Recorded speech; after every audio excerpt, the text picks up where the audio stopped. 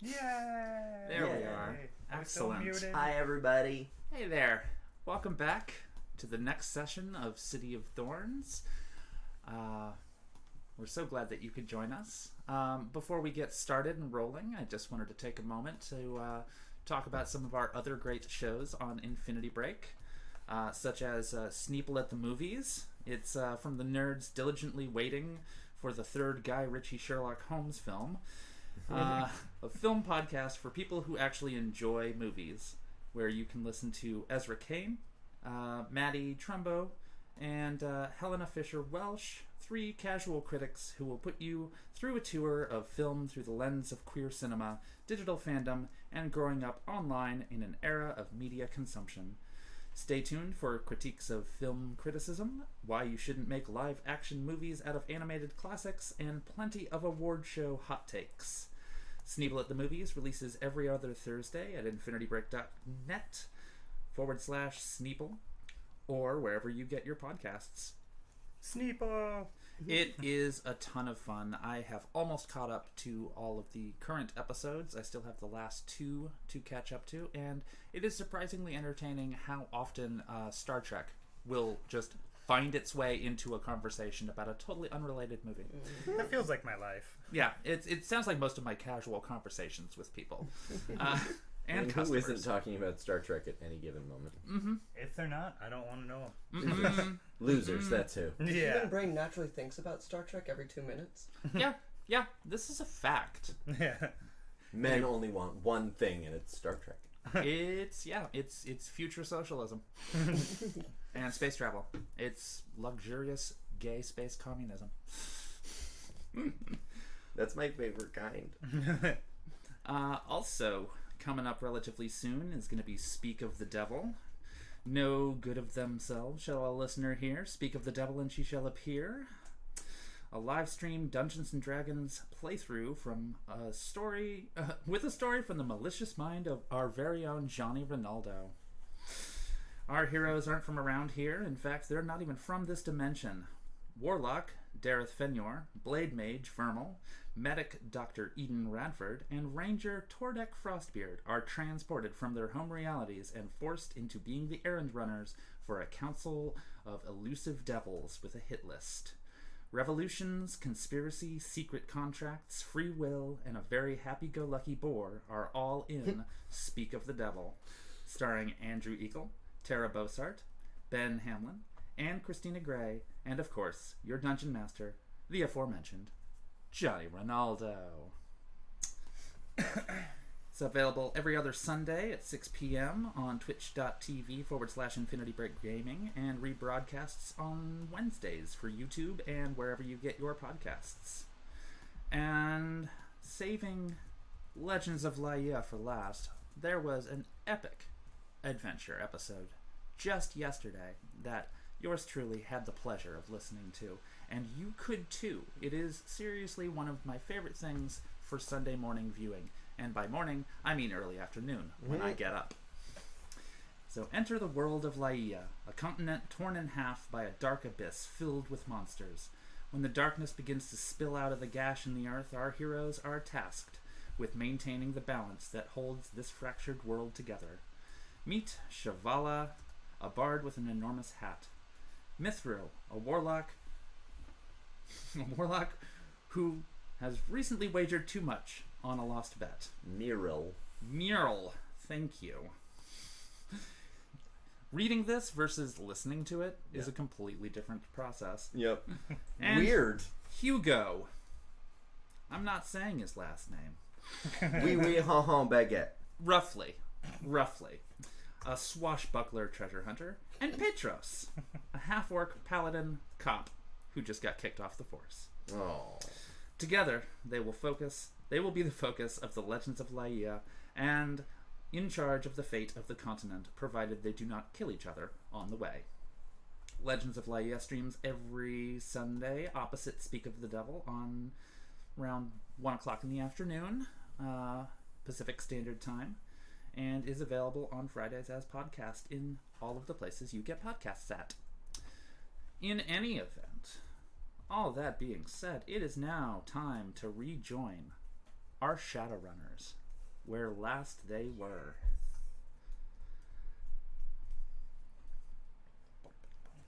So, Bow. where our Shadowrunners last were, in the middle of the woods on top of a cliff face. If you are a follower of our in-character chat, Bowen had woken up from her exhaustion, and Alice had brought her physical form to the fold, convinced that her Ranels were about to be deadified. And as we join them, the three aspects in the middle of the forest have resumed their chanting, now that everyone is gathered. They are here. She is coming. They are here. She is coming. Their faces remain motionless. The dark pits of void where their eyes should be stare at nothing. It is a cacophony of psychic chanting, wearing down on the runner's sanity. None of this makes any sense. The chaos of magic around them and around the labyrinth has ground to an absolute halt. Anything outside of the circle is simply not moving. Every so often the aspects talk amongst themselves as the shadow descends from on high. She's not here yet, but neither is the other one. But she is here, despite not being here. Is she? Well, she is near, despite not being. The comlinks are effectively dead. There is no contact with the outside world. And the three figures, saying nothing, gently kneel to the center of the circle. The shadow fades into view, hanging in the center of the circle, and a feminine figure appears gently, 5 meters tall, 2 meters wide, with a gently flowing veil covering her face. No feet dangle below her. She is just hovering in midair, and upon her head is an elaborate crown of knotwork and thorns, kind of like antlers, extending in many shining directions. The veil conceals her face, obscuring any details, but to the keen eye, it looks shrunken and without... It's very skeletal. And she carries a silver trident in her left hand. Thorny vines with prickly leaves extend all around her, and a single red rose hovers just behind her crown.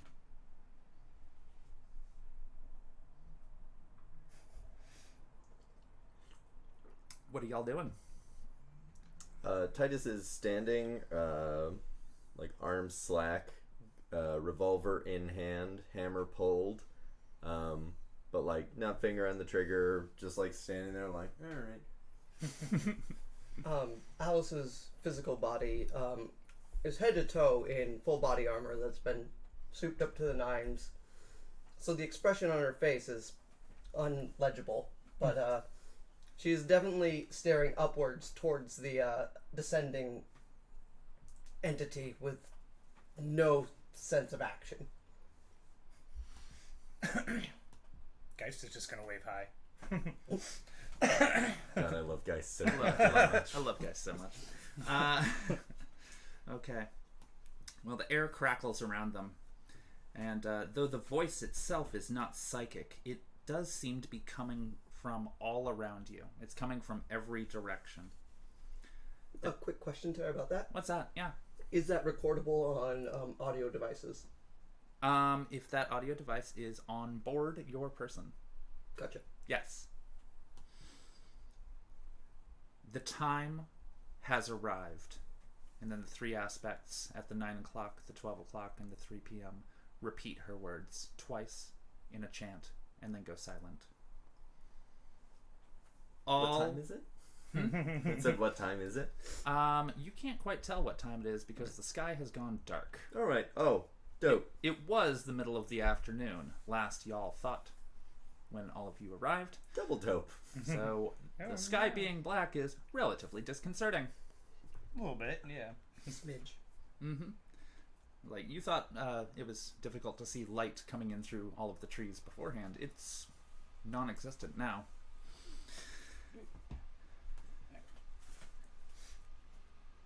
You have all experienced loss. You have all experienced pain, as I have. You've all experienced suffering. And you have all only experienced the slightest minutia of what is to come. Do you have the fortitude to face it? We all look at our stats. Yeah, I was thinking Geist is probably going to be like, do you mean willpower? I was hoping it was body. The aspects remain completely silent. The ground has shook today. The gateway has opened. The way has been cleared and the future has been cast. Will you meet the call? Still just listening. Yeah, Geist is kind of looking around at the other three members. Like, I mean, I guess it depends on what the call is. The Orange Queen shall beckon you into her embrace. Only through her shall you know your destiny. Dunkelzahn's successor knows what is good for our world. Only through the Orange Queen shall you eventually come to understand your mortal life's purpose. Mortal.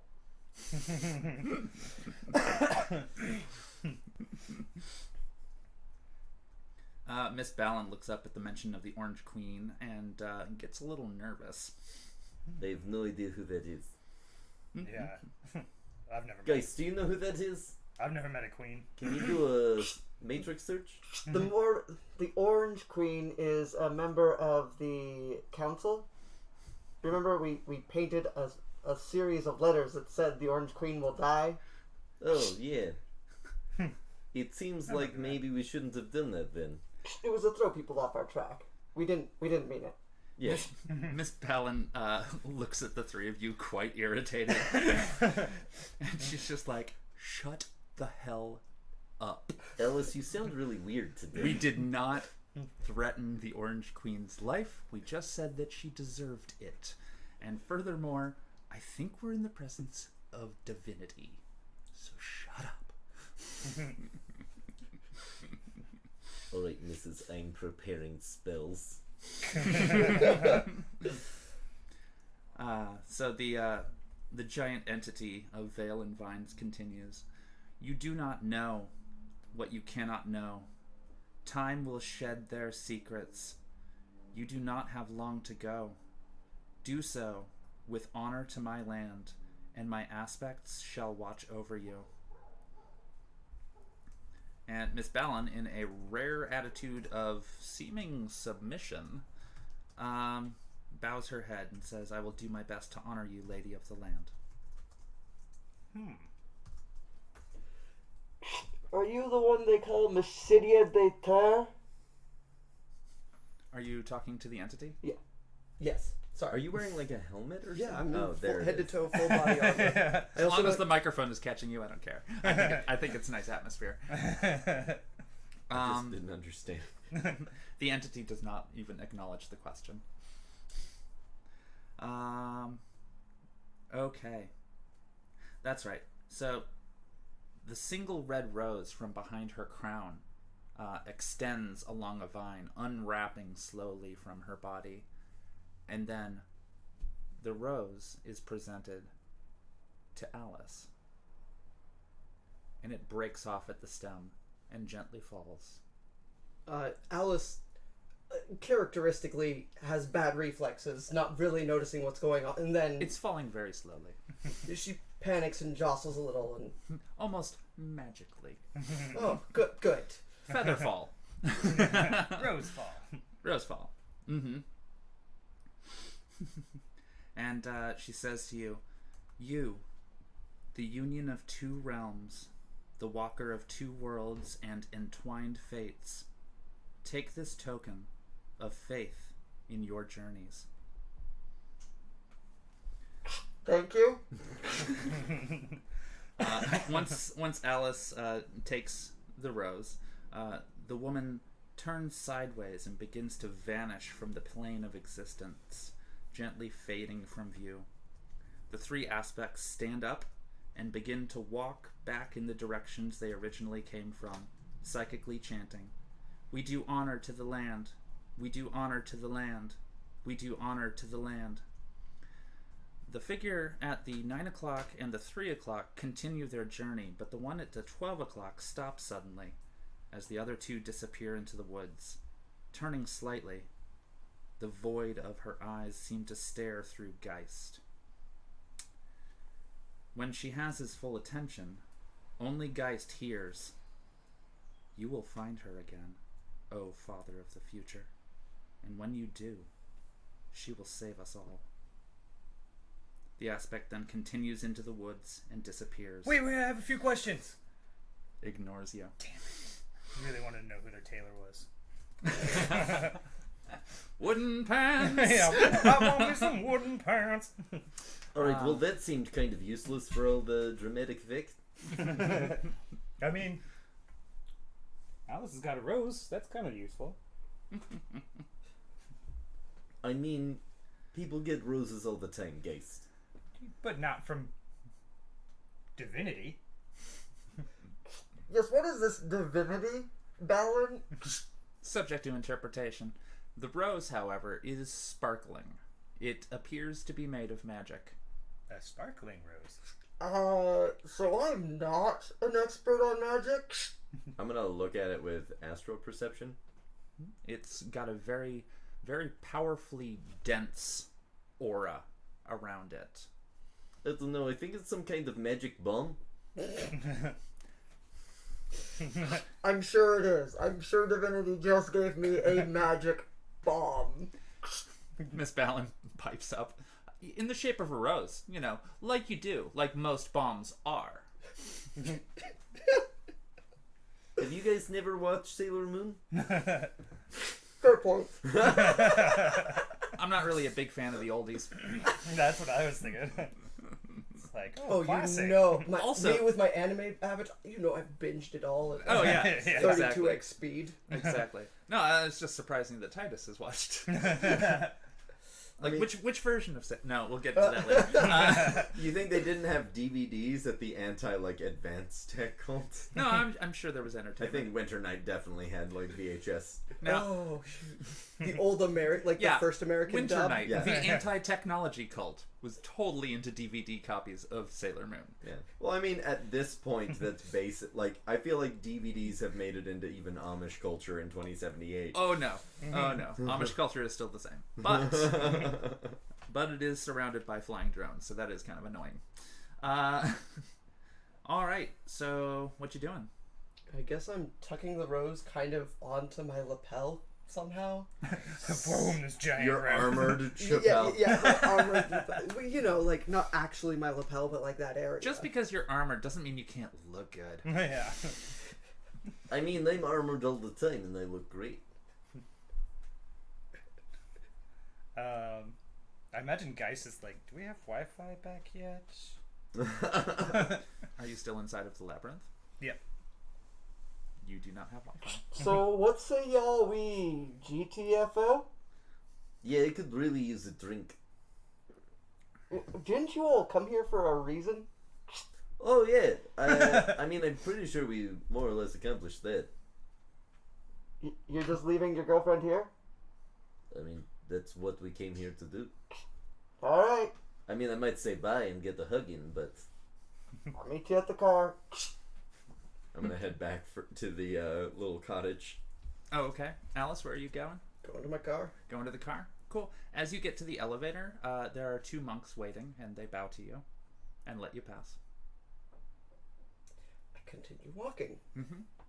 Guys, where are you going? I love that the monks see a heavily armored person and just like, what's up, bro? Yeah. Huge magical rose. Yeah. They have a rough understanding of what it's like in the city. I mean, they're not ignorant. They are modern monks. I imagine Geist is going to go back to the little cottage, but he's going to talk to the monk that was speaking to him earlier. Okay. The So one you that's go in back to the charge. cottage, and so Titus and Geist go back to the cottage, and the door is closed. The lights are off. There is nobody inside. There is a small note underneath the floor mat just outside the door. I read the note. It is from Svetlana, and she said, "We have retired to the rectory for the night. It has been several hours since I last saw you, so I hope you have a wonderful evening. I am going to get some rest. Well, I guess no hug. Mm-hmm. And I head for the elevator. Also, the sun has not come back. It is very dark outside. Do you suppose that gate opening was the earthquake we felt when those blade guys were attacking? What gate opening? The giant spirit said that a gate opened, and then but remember before that we had the earthquake and our heads started hurting. Oh, I mean, I don't know what kind of gate causes a headache, but I would imagine a magical one. beats me. Fair enough. Just while we're walking to the elevator. Cool. When you get to the elevator, the two monks are there. One of them is the one that you saw from beforehand, and he greets you, and he's just like, hello, I trust your time here has been well spent. Yeah, some giant rose lady flew down from the sky and chatted to us for a little bit, and now it's dark, and you have a weird garden. Yes, you have been gone for quite a while. It's been like 15 minutes to me. It is currently 8:30 in the evening. Well, let Svetlana know that I swung back by the cottage to see her, and I don't wish to interrupt her sleep, so I will just leave, but Of course. I didn't just forget or anything. It, like I said, it was like 15 minutes for us. Well, these woods are filled with their own energies. Perhaps something interfered. Yeah, maybe you should get that under control. And then he like presses the elevator button. The second monk holds a medium-sized box up to Geist and says, hello, Miss Ballin told us of your arrival and your interest in learning more about your own talents. And so those of us in the rectory who understand and appreciate magic put together this care package for you to further your studies. As he's just taking the box, he's just making a high-pitched squealing noise. Why does Geist get gifts from fucking everyone? Because I'm nice. Also, where the fuck is Bellin? Right behind you. Hi, Bellin. I just imagine like a hand on Hi, your pretty boy. shoulder. So yeah, looking at the after graciously accepting the box, he kind of turns to the monk that he talked to earlier, and he's would you mind addressing some questions I have? I will do my best. Who is the giant rose lady? The lady with the giant rose. Well, they're both pretty big, so I mean either one really. But I'm afraid I'm not entirely sure who you mean. Did you speak to someone in your time in the woods? We were standing in the big circly bits, and like 3 guys came out chanting, and then this like large flowy veiled woman with a crown came down, and she gave our other friend who already came through a rose and gave Geist some bullshit and or told him some bullshit, whatever. I wasn't involved, I wasn't paying attention. Yeah, lots of vines, lots of chanting. It was and then the whole time dilation thing. Well, I have heard that a spirit of the land occasionally resides here. I can't say that I've ever had the pleasure of meeting them, but I have heard stories. As far as I know, and he motions over to the other monk, like, do you know anything? And the other monk who gave Geist some things, he's like, oh, well, I have not seen her either. However, the Lady of the Land is a rumor, I guess not a rumor anymore, that she used to watch over the entirety of this city and the land surrounding it, basically looking over the people and ensuring a peaceful environment for all nature and humanity combined, but it has been a very long time since I've heard anyone even mention it. Yeah, well, it seems like she's been doing a really good job. Then the other question was, do you know of these people who chanted to call forth that spirit of the land? Well, I can't say that I am terribly familiar with spirits, but some of the more powerful ones are known to have aspects of them that herald their return. Nexus points, I guess you could say, to basically anchor their beloved spirit to this plane of existence. It's like if you need directions on how to travel to somewhere, and maybe it's on a different planet, you would kind of need some place to, I suppose, land. Makes sense. Kind of like the people in the airports with the little batons that glow. I mean, now it's all machines and probably just arrows, but I think it's just autopilot, guys. Since you're at the elevator, I'm going to go ahead and let you know that an airplane is flying by, a jetliner, because the airport is literally not that very far away. Yeah. You can see it in the distance. But yes, it is late at night, so it's just like you hear it more than you see it. probably just like the red flashy light. And the Which is perfect for the analogy that guys just made. Yeah, see, like so that. it's like, oh, hey, a plane. It's like the plane thing. Yeah, pretty much, yeah. Mm-hmm. And then I guess my final question is, so these aspects that are the heralds of the spirit of the land, they were dressed kind of weird. They had wooden pants. Where can we get them? Yeah, pretty much we want wooden pants. Oh my god. So the monk smiles, genuinely amused, and he's like, I could not tell you where those in the spiritual planes get their clothing. I am unfamiliar, but I'm willing to bet it cannot be obtained via conventional means. So And you're telling if me one, there's a tailor in the astral plane. Fancy spirits. I would not know. But I suppose I wouldn't be surprised either. Yeah, I guess, yeah. Is there anything else that you need from us this evening? That's about as good as I'm going to get my answers. All right. Questions answered. Yes, we've left the grounds unlocked until we found you. But once you leave, we will be locking up for the night to ensure the safety of all of the refugees that we take care of here. Okay. Yeah, I'm ready to go. Guys just pushes the elevator button, box under the arm. Titus already pushed the elevator button, and it's sitting there waiting. Geist is still pushing it too.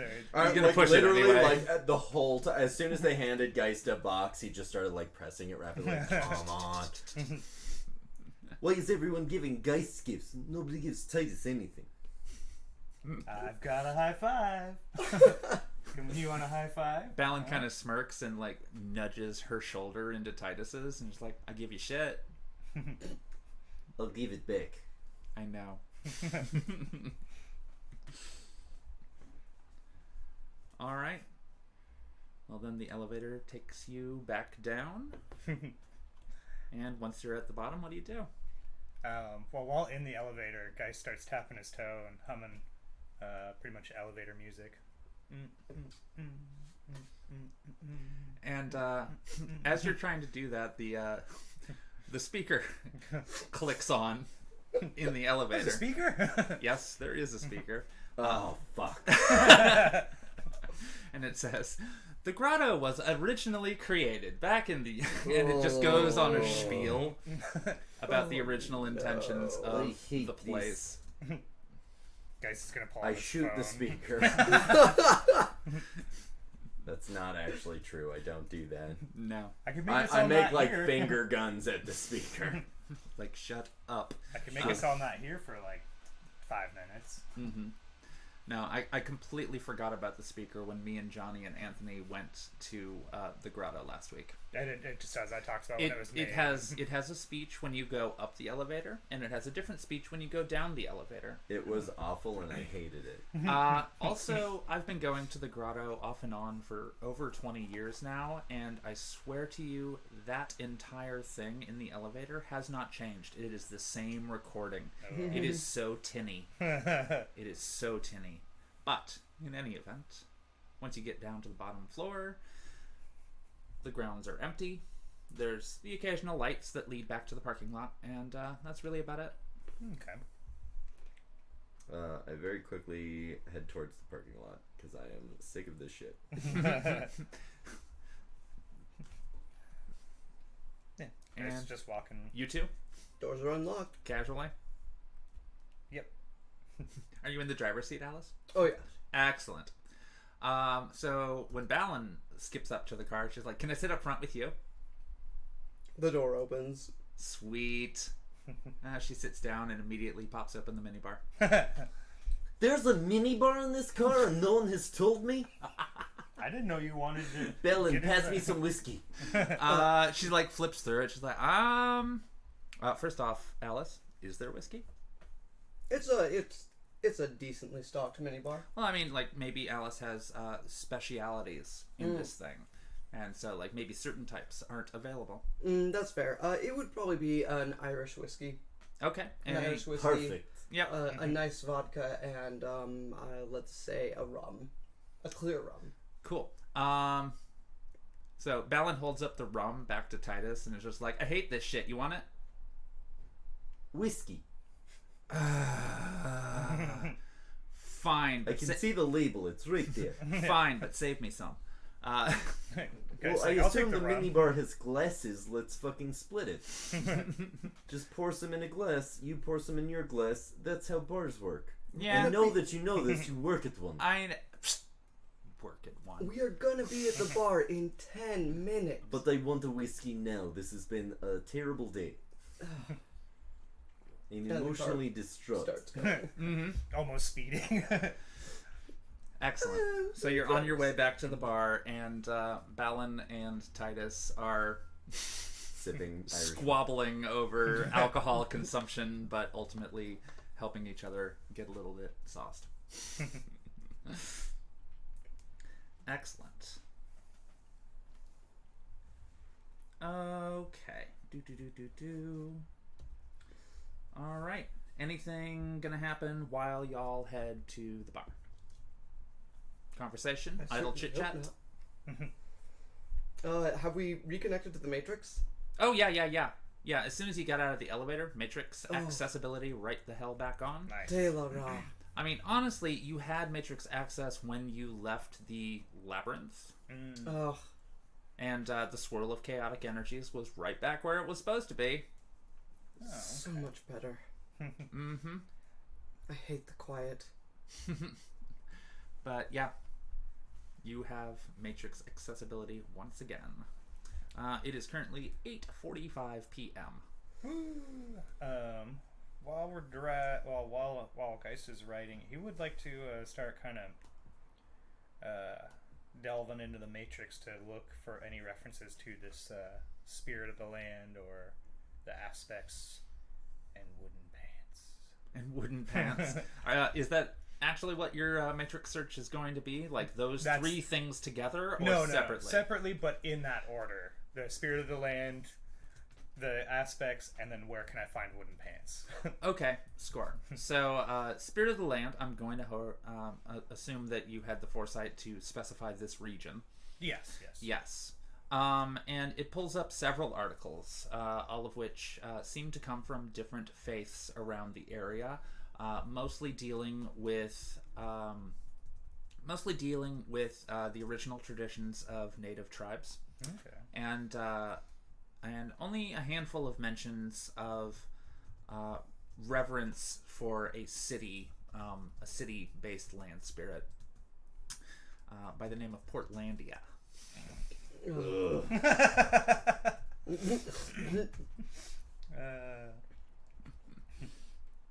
But at the same time, the results are kind of mixed.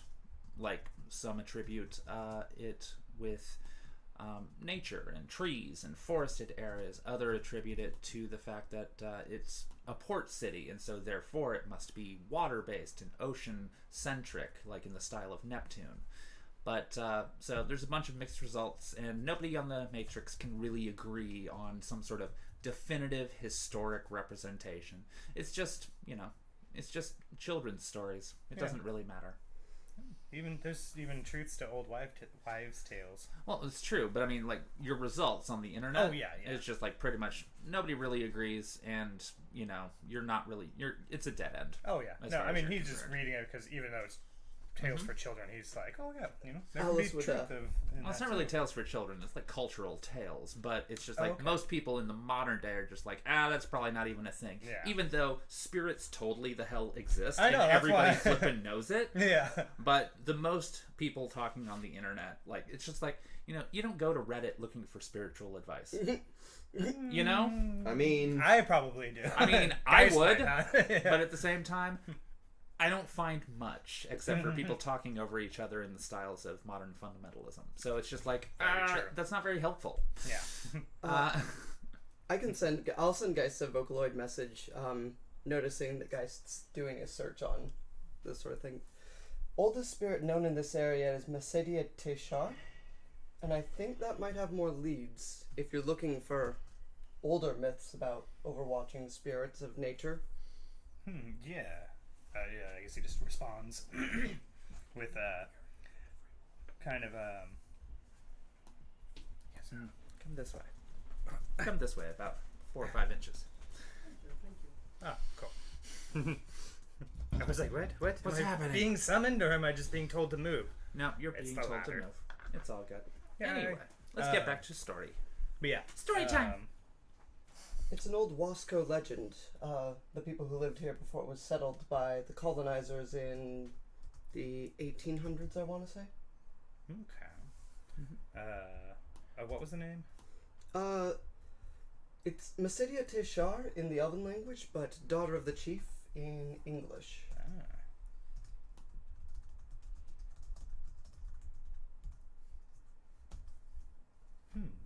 Okay. Yeah, he's gonna kind of just like bookmark that onto his deck, and then continue with the aspects that seem to have summoned this Daughter of the Chief.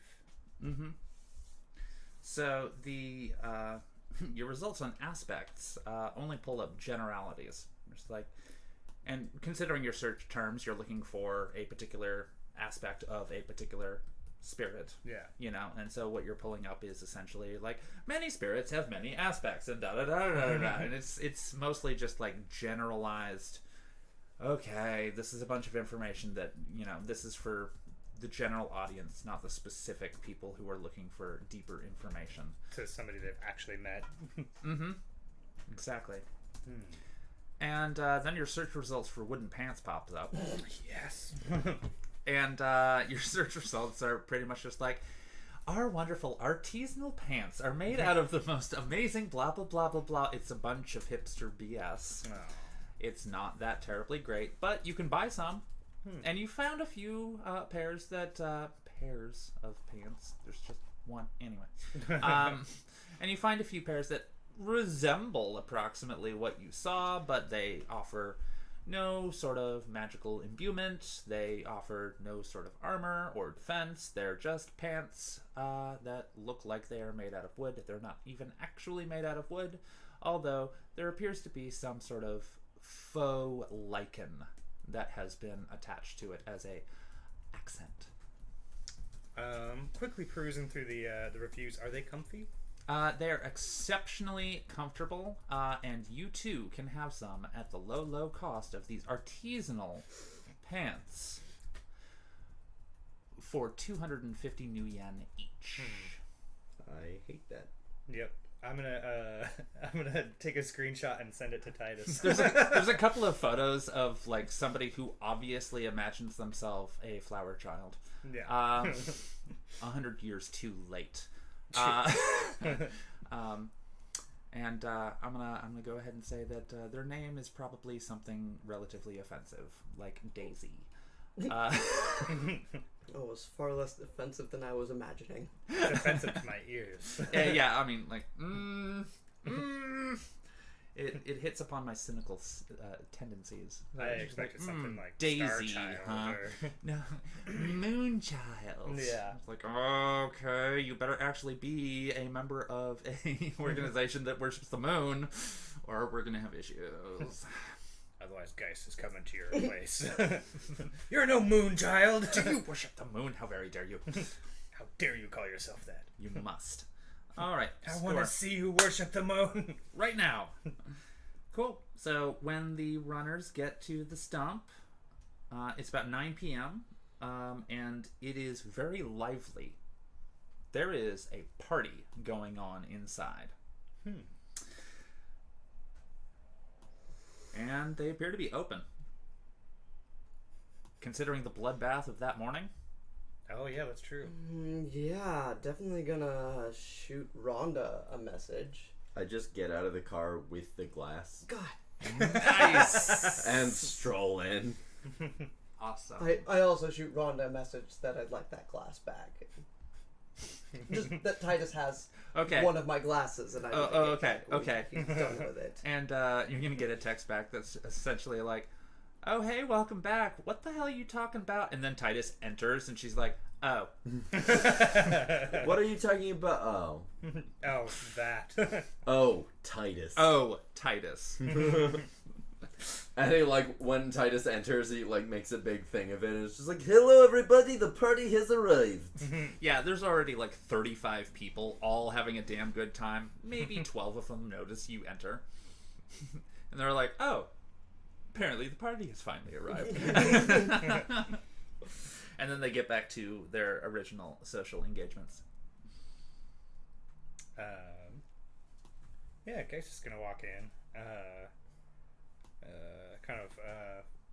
Walk over, ask for a mug, and then just grab the soy calf and pour it for himself, and then go down into his sewer lair Really? with the box. Yeah, okay, that's fair. That's fair. He's excited. He's been waiting the whole trip to open it.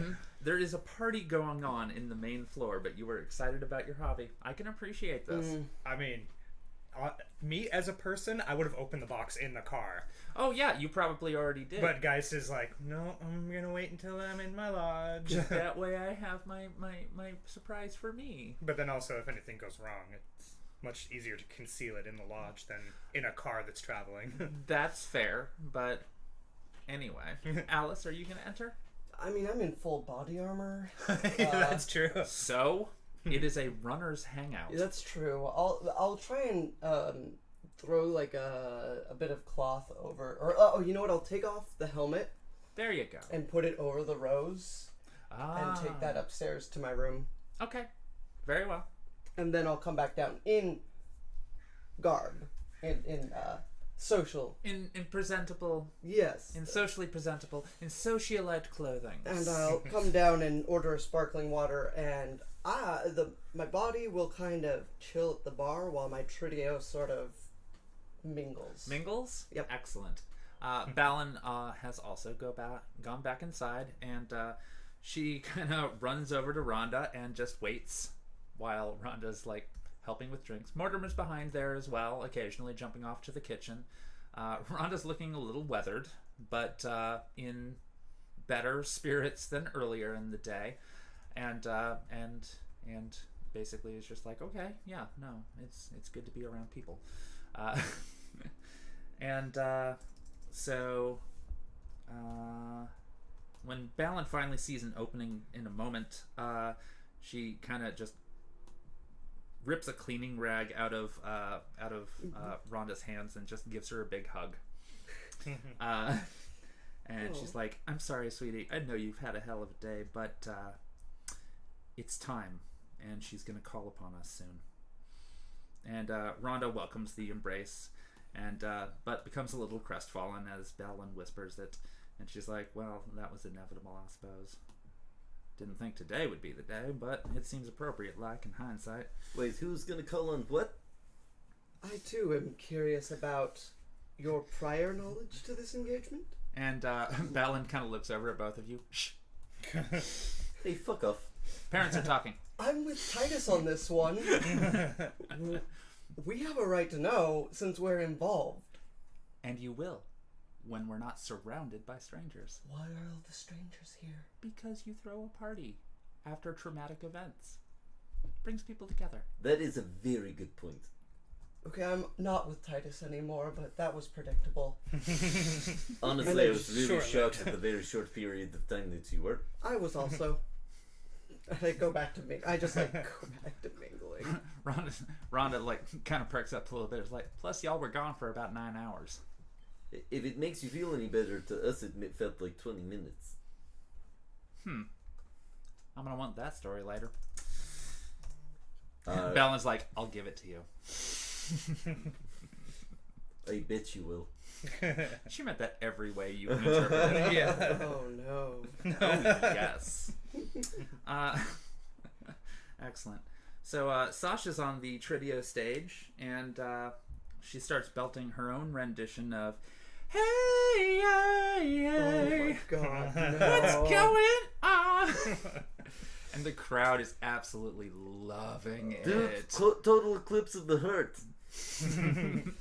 She notices the request and smiles, but does not acknowledge that she's going to go either way on that. And yeah, y'all are invited to mingle with the crowds and get to know some of the people who also like to call this place home. Yeah, that's the plan. Mingling, talking to people. Yep. Picking up their secrets. Yeah, sure. If they give them. A lot of people are very friendly in this environment. And Titus pretty generally waits for people to recognize him. Wow. That's the crowd he's gonna gravitate towards. Aren't you the guy from the billboard? Like, yes, I am. okay, we're going to get back to that in just a minute, because that's a story in and of itself. Geist, what are you doing in your sewer basement sublevel Magic things. have you opened the box Oh yet? yeah. As soon as he gets in there, he like just kind of like puts the coffee down and then just like tears open the box and starts pulling out all the items and placing them along. And All of the items are wrapped in burlap with like tiny bows on top of them. Some of them appear to contain glass, others appear to contain other boxes, and there is a small there's a small like it's a smart device essentially. Oh, okay. And once you touch it, it will activate and has a letter of greeting, which is essentially like, "Hello, we heard that you were looking as an aspiring person to study the magic of various types of reagents. So we have put together this, as well as instructions for the proper development of your course forward. We cannot tell exactly how you are going to be able to use these in the future. This is simply a care package in the form of something that will help you get started on your own personal spiritual journey through the magical arts." I thought he just starts opening them all. Nice. So I'm not going to go through the entire flipping list because there is a ton of reagents in here.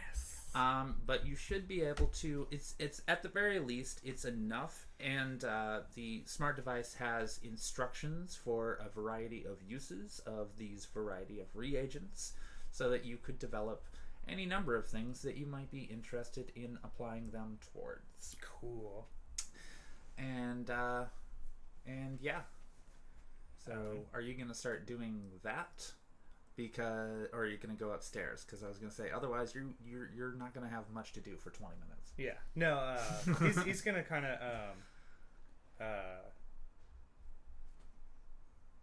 crap, I just realized he doesn't have a lockbox. He's going to put it all back in the box. Like, put the box under his arm, keeping out the device. And then he's gonna go up to his room, which probably has a safety deposit box in there. There's not. Safe box. It's not a safety deposit box, but yeah. So you go up to your room on the second floor, and next to the bed there is the cabinetry that is in every single room, and there are drawers that do not appear to be drawers, as well as cabinets that just kind of seamlessly hook in there. And yes, there are numerical touch screens that can allow you to lock the box to your preferences. Cool. Yeah, They reset when somebody leaves that room, and you have not said that you were leaving that room or the toss stump yet. So. Oh, okay. I see what you mean. Like Yeah. checked out. Okay. Yeah, checking out. I was like, so wait, if he leaves, does And all of your stuff is now the property Oh, of the no. network. Yeah, that's what I was like, wait a second. I would actually murder somebody. Yeah. So yeah, he's gonna set a code. Yep. Lock it and lock up all of his reagents, and then just holding the device Yes. and his coffee, he's gonna like walk back downstairs to the main party. Okay. I figure whenever he's not talking to somebody, he's like skimming through the list and like trying to see what all this stuff does, and pretty much he's like reading the instruction manual before he goes hog wild. Mm-hmm. He's trying to respectfully approach this gift of reagents. Fair enough. There's a seat available at the bar. It is within earshot of these two as well, I believe. You're both at the bar, correct? Physical body at the bar. Yes, you mingling elsewhere. Mm-hmm. Mm-hmm. Yeah, everybody treats that as completely normal. Very good. Very good. Yeah, the occasional person might go like, oh, okay. And Titus? Again, trying to find people who recognize me pretty generally. Mm-hmm. There's three people off in the corner spot, the table that faces the main Tridio stage, and so it's an orc male, and there is a female elf and a male elf under each of his arms. Respect. Yes. and he's kind of like, We're just like looking around, like that guy kind of looks familiar, but he's not saying anything. He's not moving, but and the elves as well are sitting there going like, oh yeah. Titus walks up to the table. I noticed you were looking at me. Cool. So the orc kind of straightens up. He's been slouching this whole time, kind of relaxed. He's like, you're that Evo Corp model, aren't you? Titus Kevlovsky, pleasure to meet you. he brings his arm out from around one of his compatriots and just like gives you a firm handshake. It's firm even by your standards, and you're used to dealing with heavier handshakes, I suppose. But he's just like, all right, good to meet you, Titus. I just I seen you on the Tridio advertisements, and you do some good modeling. Well, I have been told that I have a great face. That you do. I would agree with that sentiment. It is quite obvious why they picked you up. Well, is there room at your table for me? Sure. Yeah, be my guest. And like all three of them kind of like scoot over so that you have a nice seat with them. And what's your name? George. Yes. Do you have any divorces I can fix for you, George? Oh my god. It is not unheard Tell me your of. life story. It is not unheard of for an orc to be named George. Not everybody has to have a miraculous name. It is the future, not Middle Earth. No, I know. I'm referencing my strategy. Oh, I know. I know. All right. Which is hilarious because these characters, canonically, I have not given them names, but it's just like, you know what, George, that'll work. No, I know. You did the same thing I did. It's fine. No, it's fine. I shoot the shit with them for a while. All right, excellent. No, they really enjoy your company, and Of course. you know, I'm delightful. It's really George who seems more starstruck than his company. Like they're just kind of like, that's cool. But like both of them are like pretty looking elves. So, you know, they're less impressed by your good looks because they kind of take it for granted in the city of Portland. Well, yeah, I mean, I feel like they're just less impressed by everything because elves. Also, elves. Like, I'm above everything. No, not all of them. They do not all do that. Hashtag not all elves. Not all elves. Was just about to say it. Yes. But enough elves. In the city of Karasir, yes, they have some cultural unlearning that they are still working on. It's only been a few years since the state has been a democracy, so I mean, like, there have been plenty of conflicts with neighboring areas. But in any event, so Sasha gets done with her song, and she kind of like, she doesn't so you know the sound when you're like knocking a fork on the edge of a champagne glass, you know, just the ting ting ting ting ting. And but there is no champagne glass and there is no fork in her hand. She just makes the sound that everybody expects and associates with that. Of course, because she can. Because she can do that, controlling all of the audio systems of the toss stump. And she says, all right, people, I know it's about a month too late, but considering the earthquake at Yellowstone today and the uncertainty in the air of the neighborhood, we are happy that you are joining with us here tonight. And I've got a little something to say. And like Rhonda and Balin are both like, what the fuck are you doing? This is Sasha doing it? Yes. So Sasha continues once everybody has settled a little bit and full attention is being paid. And she's like, now that I have your attention, I got some shit to say. 1 month and 109 years ago, in the former United States, we celebrated the first Pride with a brick. Without the fearless struggle of over a century ago, we wouldn't be here today, gathered under this roof. And we are still here today. And the crowd begins to murmur once they understand what's going on. And, shit sucks right now, but it has always sucked, to be sure. And we will continue the struggle, and we will continue to have each other's backs in this community, even if it is looking pretty dire out there most of the times. Things are going to get better in the future. And a fluted champagne glass suddenly materializes in her hand, and she raises it to everyone else in the bar and says, never forget the people who were here before us. The people who were here before the United States even existed, who still recognized us. They knew us and saw us for who we are, and they respected it. So tonight, I raise my glass to the original caretakers of the land. Guys will raise his coffee. Coffee? After that, yep. Mm-hmm. Yeah, Balin and Rhonda are suddenly pouring more shots because people are like, oh shit, I don't have a drink. Alice delays a second and raises her glass, though her Tritio raises glass at the right moment. Mm-hmm. Nastorovi. And the entire bar gets back to socializing, and there's laughter heard in odd corners around the area. And after the little speech, Robbie walks over to Alice, and Alice's body, and gives her a warm hug. Alice's Tritio projection will come over and sit on the other side of Robbie. Yay! And Robbie's gonna chill at the bar for a little bit, as long as there's a seat between you two. Oh, they'll definitely be flirting then. But she is definitely still watching the door. Of course. Because the door. But it's across the room. Excellent. Alright. Anybody else doing anything?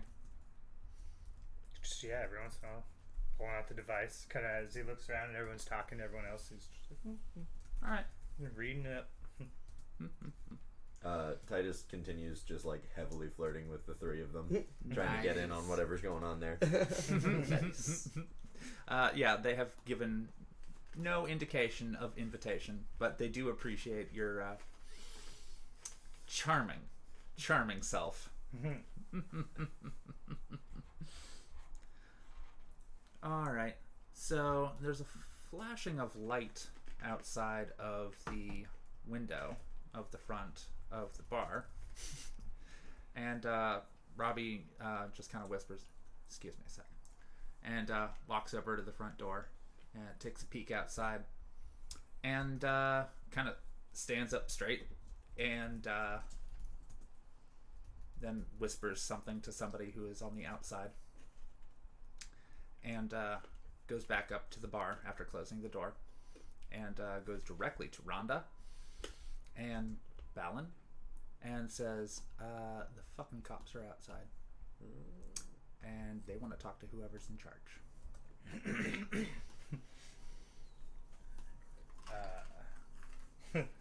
So Balin and Rhonda head outside.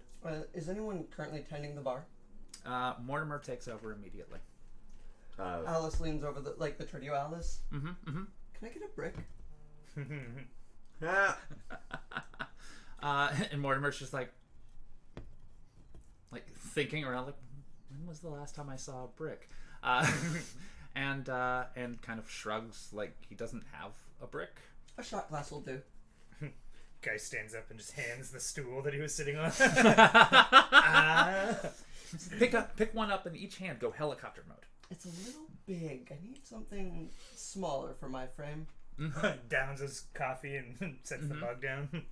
So Titus is gonna head for the door, Picks up the mug.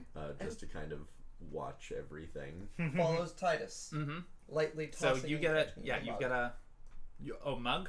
Yep. Oh yeah, went with mug. Down. You guys down gave the mug and Went with mug. Okay. Sorry, that's a plastic mug. That would be. yeah, I'll take a shot glass. Titus hands you back your glass. Yeah. Oh. No. A shot glass would have been given. Okay, yeah. But I appreciate that you were so willing to help. I was like, And just oh, imagine it's a Mortimer heavy going mug. like, here's the shot glass. That'll do. Sweet. So you two are headed for the outside or just the window? The door. Kind of like crack the door open and lean out to see what's happening. Okay. There is an entire phalanx of the Karasir Peace Force Fuck.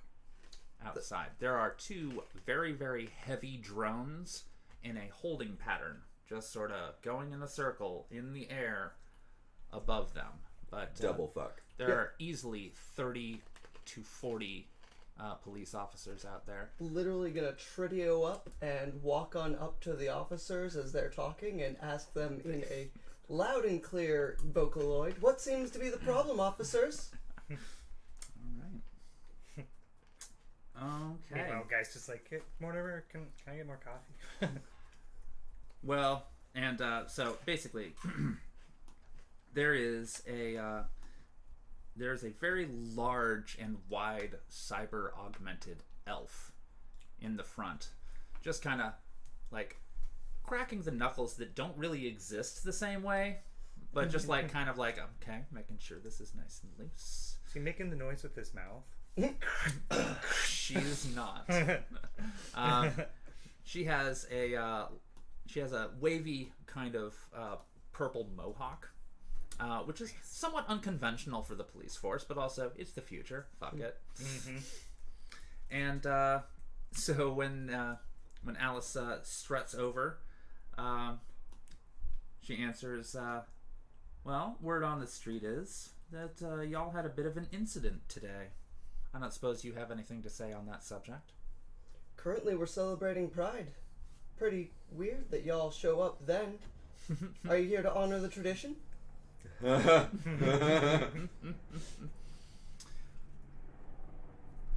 Not opposed to tradition. It's good. It's good to have things stable and traditional like. Well, if you heard anything going down, it was probably at the celebration.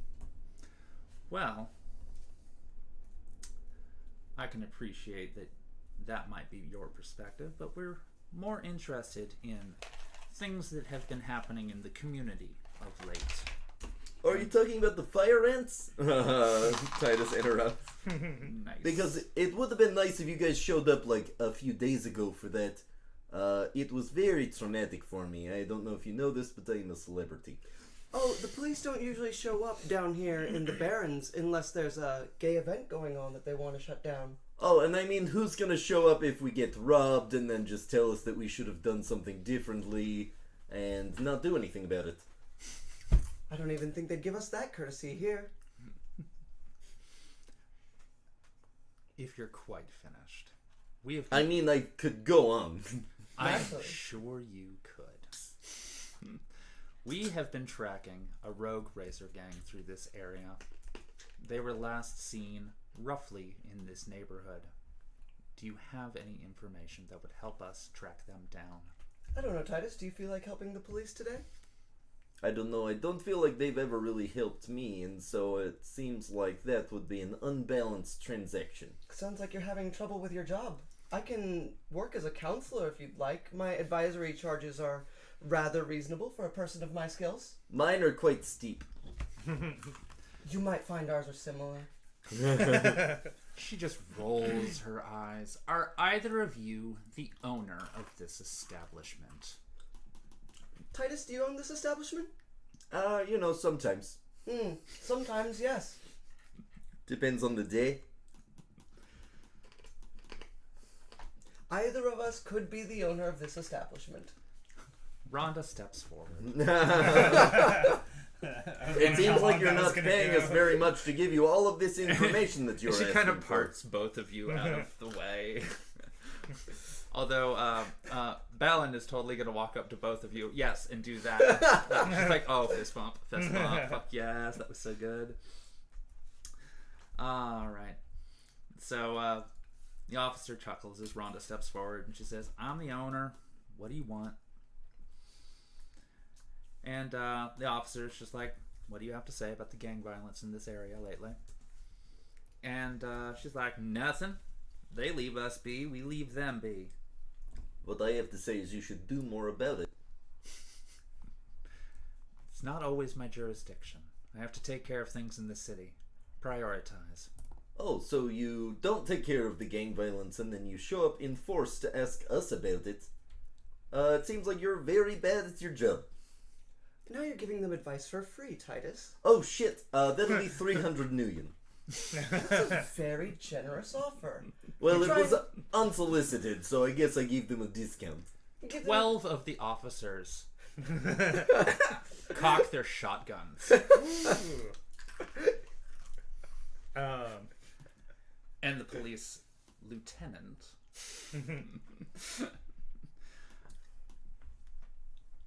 do you want to talk about this downtown, or would you like for me to talk to the owner of this establishment? Because both could happen. I think you'll have a hard time arresting a Tritio projection. Titus, like, nearly, like, pops. Nice. Also, I'm fairly sure that this isn't illegal and that you would need some sort of warrant or something, or probable cause, or whatever the word for it is. Interference with an investigation. I'm not interfering, I just told you my rates. Offering to assist, really. Your lack of budget does not constitute a lack of cooperation on my side.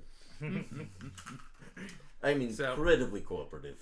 She tries to ignore the two of you, seeing as how Rhonda is the only one helping her do her job. Narc.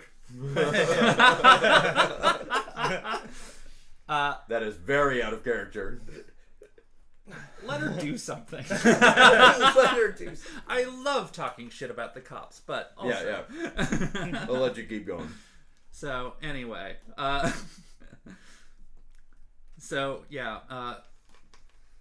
Balin, of course, also throws down. She's like, nope, we ain't heard nothing. Very helpful. Sorry, not sorry. Yeah, and Rhonda is just like, no, we don't generally serve their kind here. They're a little too chaotic for our likelihood. We prefer to be as law-abiding as possible, of course. What's up? While this is going on, can Are you eating popcorn from the window? What?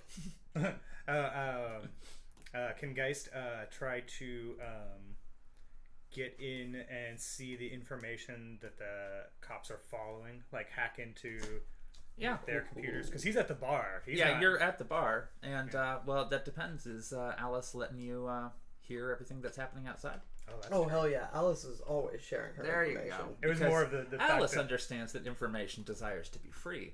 it was more as soon as they were like, "Oh, the cops are here," he's going to be like, "Why are they here?" And start like, Yeah. Meanwhile, inside of the bar, everybody's just having a gay old time. Nice. They're just having a grand old time. They have no idea what's going on outside. I changed my color changing jacket to rainbow. Hell yes. nice. Very nice. Is it animating like GIF? Mm-hmm. Yeah, it's just like slowly like cycling through like up. I love awesome. it. Oh, that's sick. Yeah, and so Balance kind of piping in after Rhonda says something, just like, yeah, and another thing. Yeah. And I'm she's like, about as rowdy as they let people get. and it's just like, yeah, we've been kind of cleaning up after an earthquake today, so kind of not really having any time for the local gangs. We're taking care of our own, And the sergeant nods, or sergeant, not lieutenant. I was mistaken. Distraction. So they nod, but they don't relent. We've also been hearing rumors of a banshee that might have been seen through this neighborhood too. Any chance you've seen one of them? A banshee. Now we believe in spirits and ghosts. Well, I suppose there are spirits and ghosts. Yeah. Well, like of course we do. That makes sense. Geist is just laughing at the bar, listening to this. Naturally, I don't have astral vision, so I haven't seen a spirit or ghost. That also seems like something that is Lone Star the name of the like. Oh no, police force? this is the Tir Tangrir Peace Force. Like Garda. this is pseudo militarized border defense. Cool. That also seems like something that is your job to prevent happening. Nice. So Rhonda continues, and she's like, "Yeah, I'm pretty sure we would have heard of that if that had been a thing. It seems like you're barking up the wrong tree on that front." And those of you who are outside can hear laughter from inside, punctuating the awkward silence.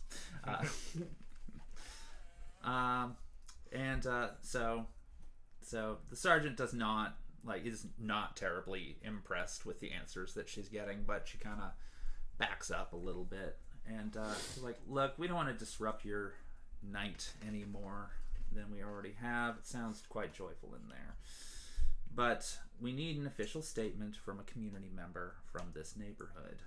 Are any of you going to volunteer, or do we need to find somebody from inside?" Well, I'll I make an told you my official rates. I'll gladly make an official statement. Rhonda steps forward because Is it it is called her cops? it is her establishment, and she is responsible for the safety of all who dwell in it, including you two. Balin just about wants to pitch a fit. She's like, fuck no. You could do that right here. You can ask the fire ants out back. Are you sure you want to lead them to the back area where you dumped off some unconscious razor gangers? No. Yeah, they're probably gone by now, as it has been 9 hours. Yeah. But still. Yeah. Well, no. I point I down love the being other out. aisle that there were fire ants. They were over there. Maybe you could ask them. Oh, the gangers across the No, street? the fire ants. Oh, yes. No, they don't talk much. That's the point of me Okay. suggesting that they talk to them. Anyway. It was basically saying get fucked, but being cooperative. Nice. Cooperatively, go fuck yourself. Yeah. Cooperatively go fuck yourself. So, Rhonda turns to Balin and says, "Take care of shit here while I'm gone, sweets. I probably won't be long." And then Rhonda steps into the back of a police tank. Police tank. Terra. And the sergeant slams the door a little too forcefully behind her. And turns to confront the party. "All right, anything else?"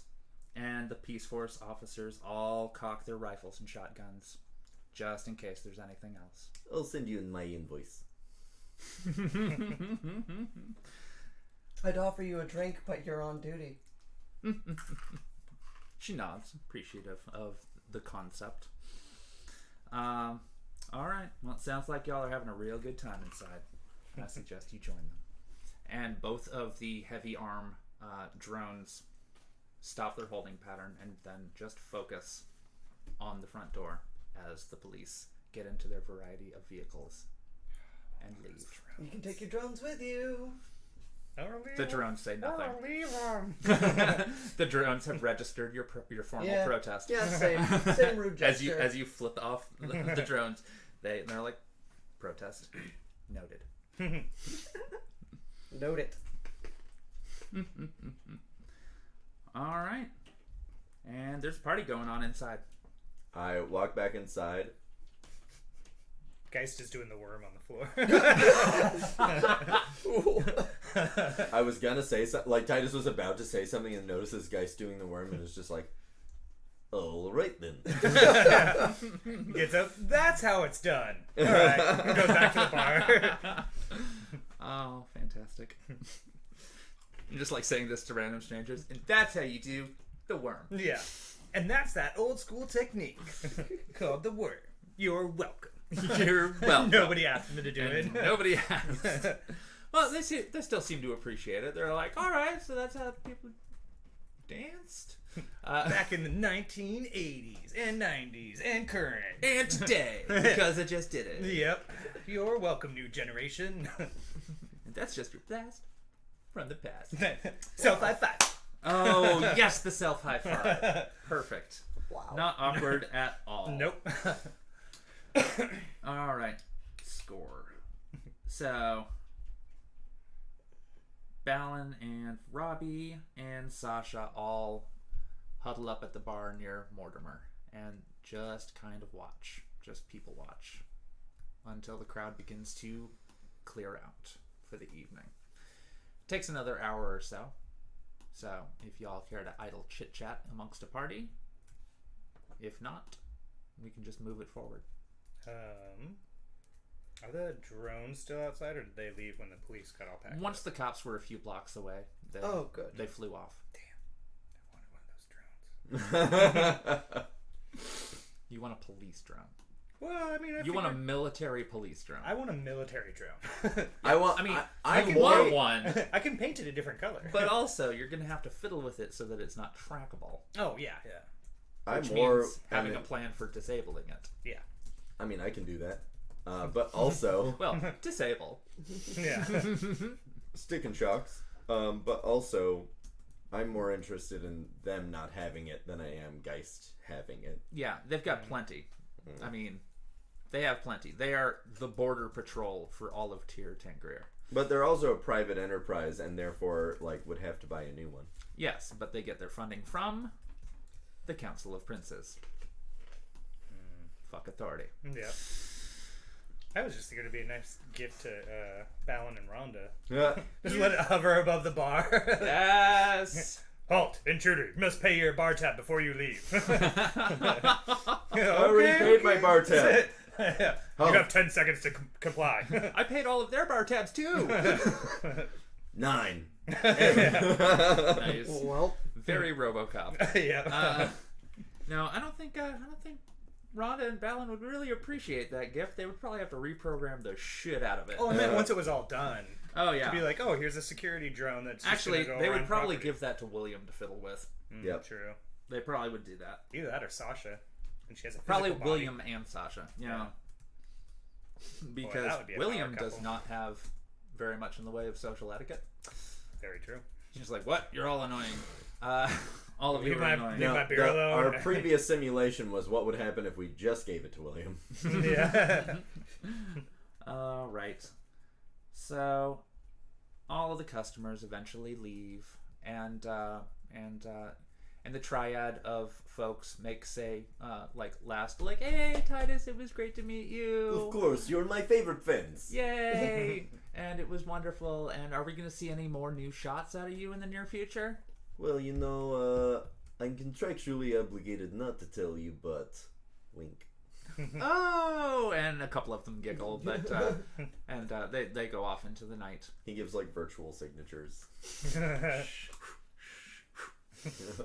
They disappear into the air.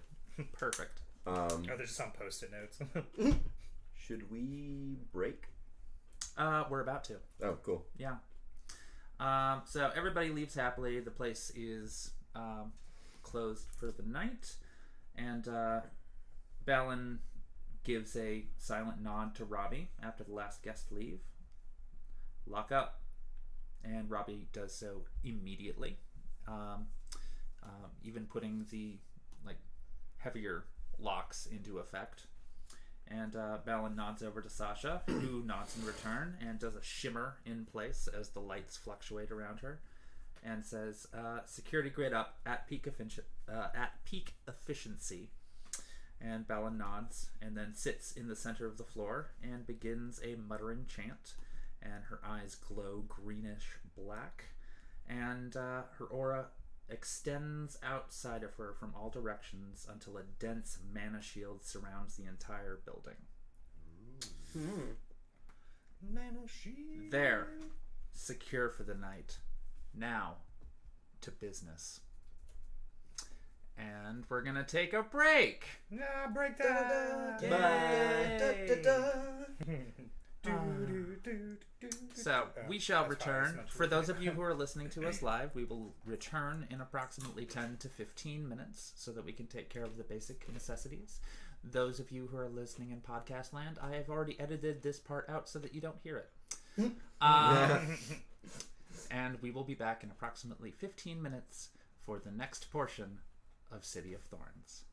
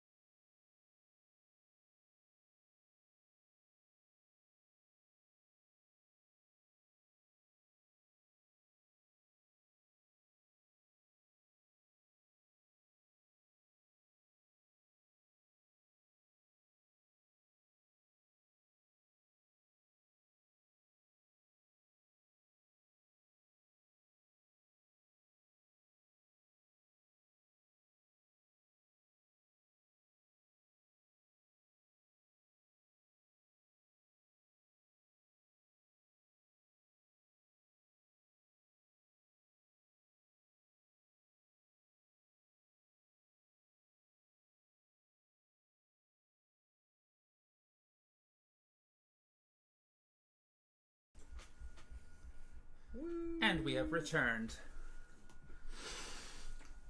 All right. When last we left our runners, they had finally met the entity that descended from on high in the labyrinth of the Grotto Sanctuary. And after experiencing some time dilation, they found their way back to the Toss Stump Tavern just in time for a prideful announcement pseudo-celebration, impromptu. The Toss Stump Tavern had been reopened as a surprise to everyone, considering the events earlier in the day of an earthquake and a Razor Gang attack. But it seemed that it was better to have family and friends and community around instead of just closing up shop for the day. And as the party got to be in full swing, the local Tir Tangrir police force decided to show up to ask about this Razor Gang in the area, as well as ask about a rumored banshee in the area as well. Titus and Alice flippantly gave a lot of verbal crap to the cops, which was absolutely delightful. But eventually, Rhonda had to step forward as the prime ambassador to the establishment to give a police report downtown. And our runners went back inside. The party dispersed for the evening, with very happy patrons going off into the night. And Rhonda gave the orders to set up all of the security grids. And now everyone is sitting in the main room discussing their options.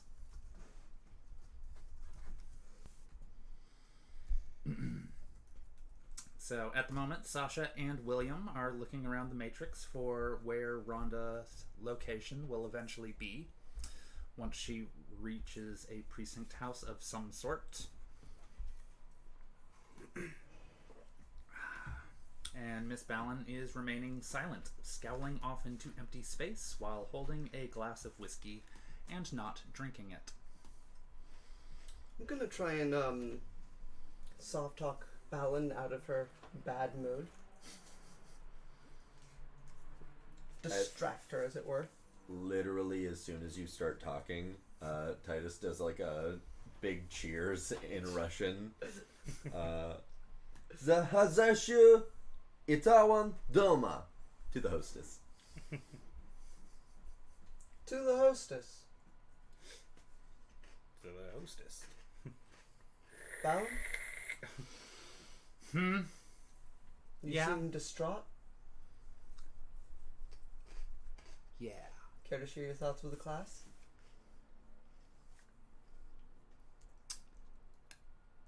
I'll put it this way. I've lost people in the past. And I don't intend to lose this one. You're not gonna lose Rhonda. I wish I could. I envy your conviction. I appreciate your kind words. She's a tough old gal. I know. Let's see. She finally takes a sip, by the way. All right. William, Sasha, you got anything yet? And William kind of grunts. Doesn't say anything, and Sasha's just like, nothing yet. It looks like they haven't booked her. So, can't find anything at this point in time. If any of y'all got any contacts that might be able to assist with this, greatly appreciate it. Well, let's bust open the old Rolodex. I'll put in a call to Sergeant Krupski. Okay. It's pretty late at night, so you're going to get his message service. Hey, Krupski. Calling in a favor. I know this is a little late, but if I'm down at the Toss Stump and we had a disturbance with the police. They pulled in a friend of mine and we're concerned for her safety. If you can let us know anything you know, I'd greatly appreciate it, and I'd be sure to do you a favor in return.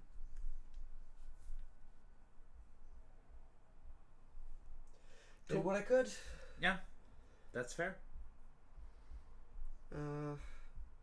Only other people I really know. Oh gosh.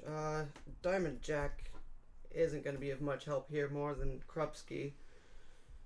He's good, but he's not that good.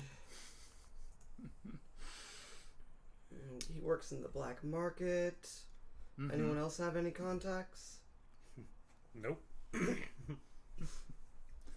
I have 3, and you've met one of them. Oh, good. Officer Krupski. No, Mr. Silence does legality, IDs, and Missing No is a blogger and a speedrunner. And Sasha perks up. She's like, ultimately, we're probably not going to get too much in the way of information tonight. It is late, and it is not like the local authorities update their files in any sort of convenient fashion. She is mildly annoyed with the local authorities and their not great filing system. The Garda were never known much for keeping good paperwork. Mm-mm. It's almost like they don't on purpose for deniability purposes. Almost as though. Who's the real deniable assets here? Yeah, Balin does give a little chuckle. She's like, yeah, I guess we're familiar with that. Alright. So, Balin finishes off her glass and pours herself another, and Mortimer is finishing up the cleaning up of the bar, and finally just sort of sits next to her. And he's very concerned about the well-being of Miss Balin, but does not do anything, does not pry, just waits. His own company being the only thing he can offer. So, we gonna wait for Rhonda, or are you gonna tell us what you know about this whole little the divine and its time and all these great wonderful things? Balin's very much just like, I don't want to talk about that right now, but got nothing better to do. Great, then let's talk about it, because we could be in the loop. It's true. I was really hoping that Rhonda would do this discussion. She's much more in the know of certain things. But basically,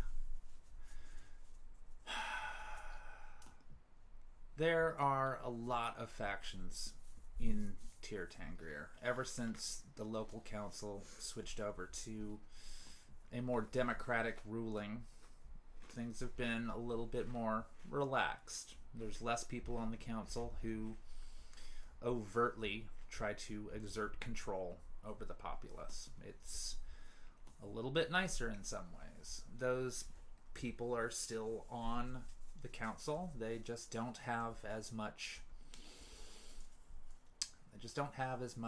leeway as they used to. There was an assassination attempt about 3 or 4 years ago, I think, and I think it just scared them into paying more attention. I mean, that and the Dragon Civil War coming to a close kind of got a lot of metahumans paying attention to just how small and vulnerable we are. And so in the past few years, me and Rhonda have built up some networks throughout the Pacific Northwest in order to make sure that we at the very least have a way of communicating with other affiliated groups. There's a handful of neo-anarchists that we associate with, and several others that we do not. It's really just a matter of whether or not our values align with each other. We've got a few contacts in the Orc Underground who have been invaluable assets to us, and we share as much information as we can. We've still got those offshoot splinter groups from Humanus just up north, and Splinter groups from Humanus? yeah, Turncoats? no, not turncoats, just worse in certain regards. I mean, Humanus has always just been a bunch of racist garbage. human purity and all that nonsense. But there are other offshoots that specifically target certain types of metatypes. And they work with us? They do not. Oh, I misunderstood. Oh, God, no. I've never understood this human purity shit. Who did they think gave birth to elves and orcs? It depends on which story you pay attention to, but yeah, I'm in agreement with you, Titus. But in any event, so we look out for each other, and we make sure that any of their splinter groups, or Humanus in general, stays the hell out of Oregon. Because we don't need that here. And in certain ways, the police force has been useful in maintaining that. I mean, after all, an all-elvish police force wouldn't necessarily take too kindly to Humanus and their ilk. But at the same time, they obey the law and enforce the law, and that means not necessarily doing something. And that's thus my connection with Officer Krupski. He mostly has me do Humanist tasks for exchange of information. Mm-hmm. Well, that might be a right powerful contact you've got there in the days ahead. But, in any event, there are some of our factions who have received assistance from online handle The Orange Queen, which, yeah, I kind of did a little AR graffiti at one point in time that implied that one of those humanist groups didn't particularly care for her. Which, completely true. It was one of our early missions together, but it's true they don't like her, but I figured it would just get the local authorities looking in a different direction, so that they weren't really paying attention to what we were working on at the time. And so we shall see if that bites me in the ass later on. Sorry all of y'all are involved in that too, but nothing has come of it just yet. But that entity mentioning the Orange Queen too started me thinking that something big might be coming pretty soon. And something you've been expecting. Yeah, me and Rhonda have been thinking for a while that eventually we're going to have to expand our networks. We're going to have to maybe bring in all of our networks under one house so that we can protect ourselves and each other and our communities more effectively. I mean, it's Tyr Tangrir, so there aren't very much in the way of mega corporations here, but they still do have some influence upon local economics. And honestly, it'd be nice if we could just get them out on a more permanent basis so they can't mess up local politics, so that eventually we'd be able to fix it.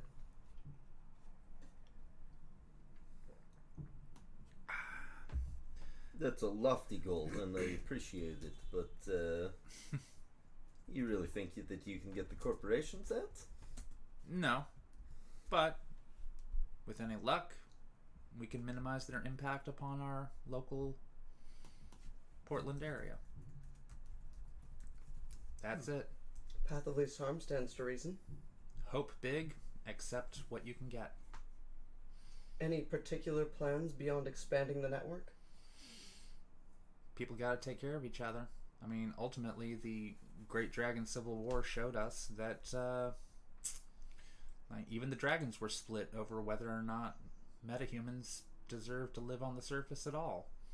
So they fought amongst themselves about it, and we were sitting here just waiting for the outcome. It's not a good feeling to realize that the power of damn near literal godheads of dragons are able to just dictate whether or not you live. I'm familiar with that sort of power. Yes, I think we all are. But regardless, the Dragon Civil War is now over, and they agreed, finally, to just leave us alone and not meddle in the affairs of smaller creatures. But that doesn't mean that we can't prepare and make sure that we are taken care of in the meantime.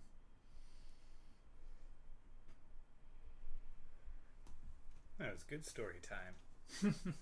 Well, that's not a lot of actable information, but it is useful. It's what I can tell you for now. Honestly, I'm exhausted, and I have an empty bed to look forward to.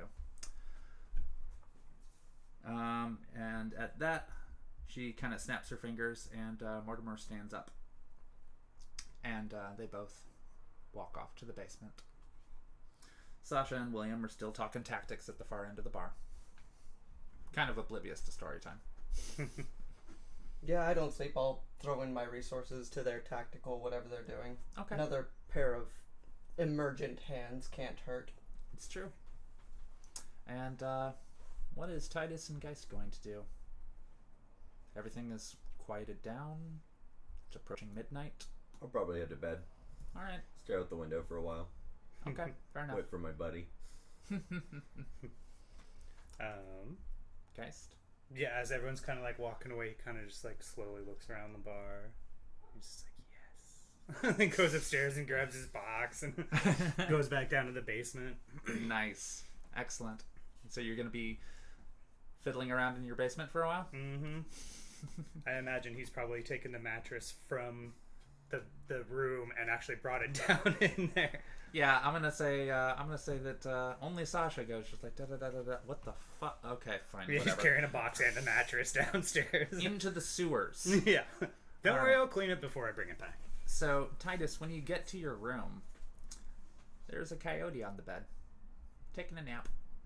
Oh, inside of the mana field, no less. Before it went up. Well, hello there. Oh, hi.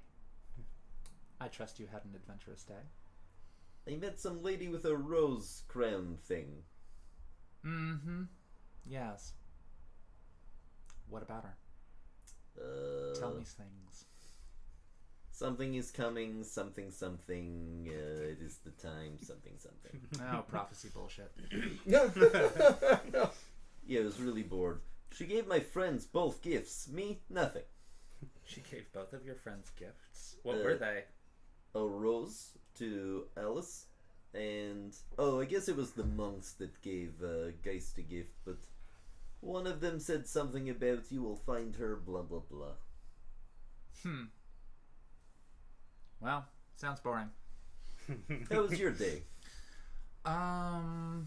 Well, I walked around the neighborhood, and I found a really nice tree. And chatted with you for a little bit, but you were kind of far away. You were gone a long time. It felt like 15 minutes to me. It was some time dilation bullshit. Weird. Well, I assume in places where you can't go, some weird shit is happening. Apparently. I miss out on all the fun. Oh, and then there was all of the cups, and fuck cups. Yeah, they're boring. It's a bit as easy to be a moral cup as it is to be a moral carjacker.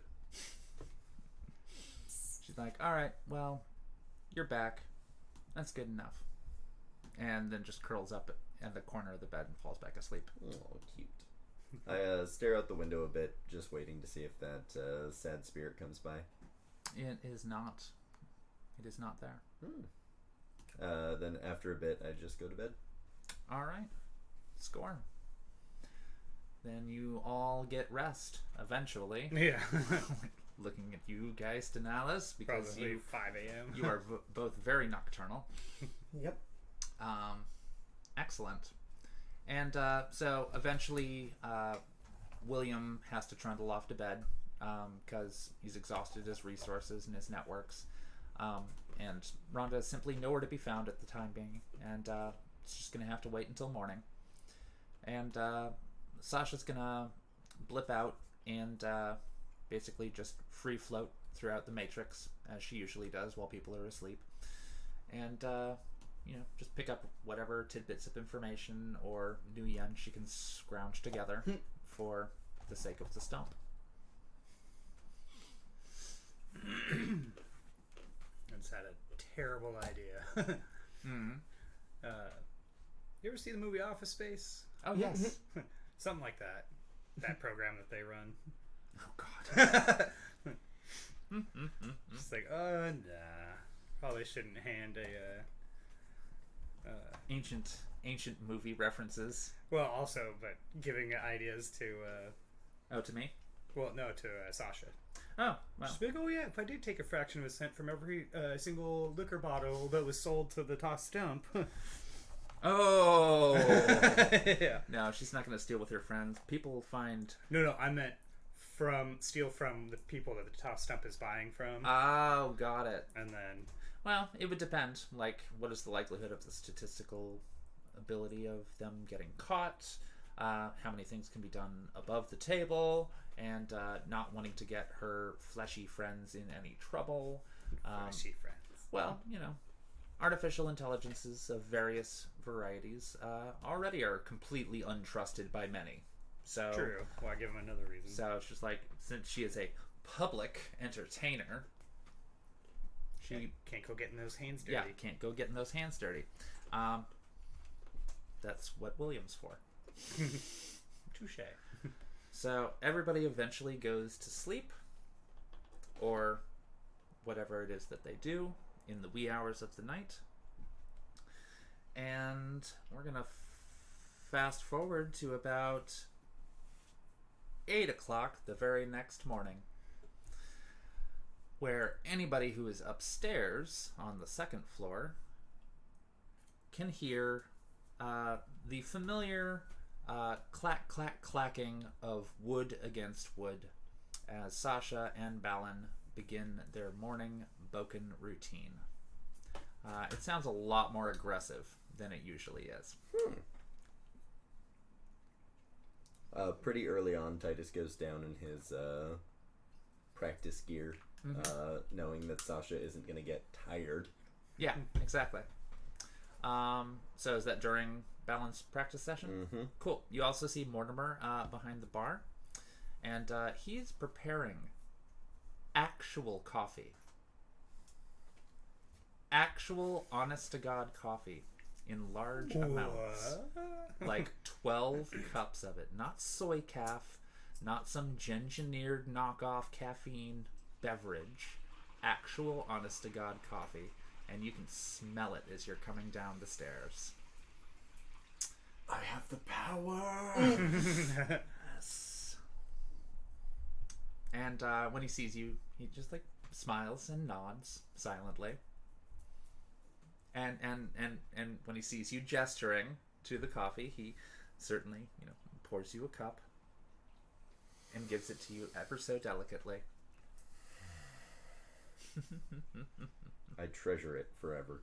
Excellent. I also actually wake up early this morning, not really pay attention to the coffee, and order a mimosa. Okay. Mortimer makes you a mimosa. And it doesn't matter if it's she expects soy, bottom shelf. No. He makes a decent mimosa, like how standard mimosa. Yeah. It's not knockoff stuff. Yeah, that's the thing. It's like alcohol is still alcohol for the most part. None of that Star Trek synthahol stuff, This is actually the real deal, because in a capitalist environment, you want people to be able to be that indulgent. But so they can forget the pain. Oh, yes, it's actual orange juice. What? Ooh. Oh. Oranges are not hard to come by. Fair enough. You can engineer those relatively easily. Right. Yeah. But they still taste and behave exactly the same. There are no side effects that anybody knows of. And even if there were, the corporations would cover it up. So it's just like, nope. As far as you can tell, that is genuine flippin' orange juice. Sure, that's the great. senses delight. All right. So what was it? And yeah. So Sasha is basically parrying every single move that Balin makes. Balin is just like giving it her all. She is very upset this morning, and Sasha just like parries every move, doesn't make any strikes of her own, just like dodge, deflect, and she kind of chides Balin for a bit, and she's like, your anger is dulling the effectiveness of your strikes. I presume you haven't meditated since last night. And Balin doesn't even respond, just doubles her efforts and keeps going. And that pretty much goes on until about 9 o'clock, where Balin finally just exhausted and goes off to the basement. Just like, done with this, shower time. At which point Sasha looks over at Titus, gives a bow. Titus starts doing some stretching. Yes. Shall we begin then? I thought you'd never ask. Alright, let's do the quick version of this, because I do have a mission for y'all to get to. Yep. Alright, roll me 12 d6s. Hot buttered hell.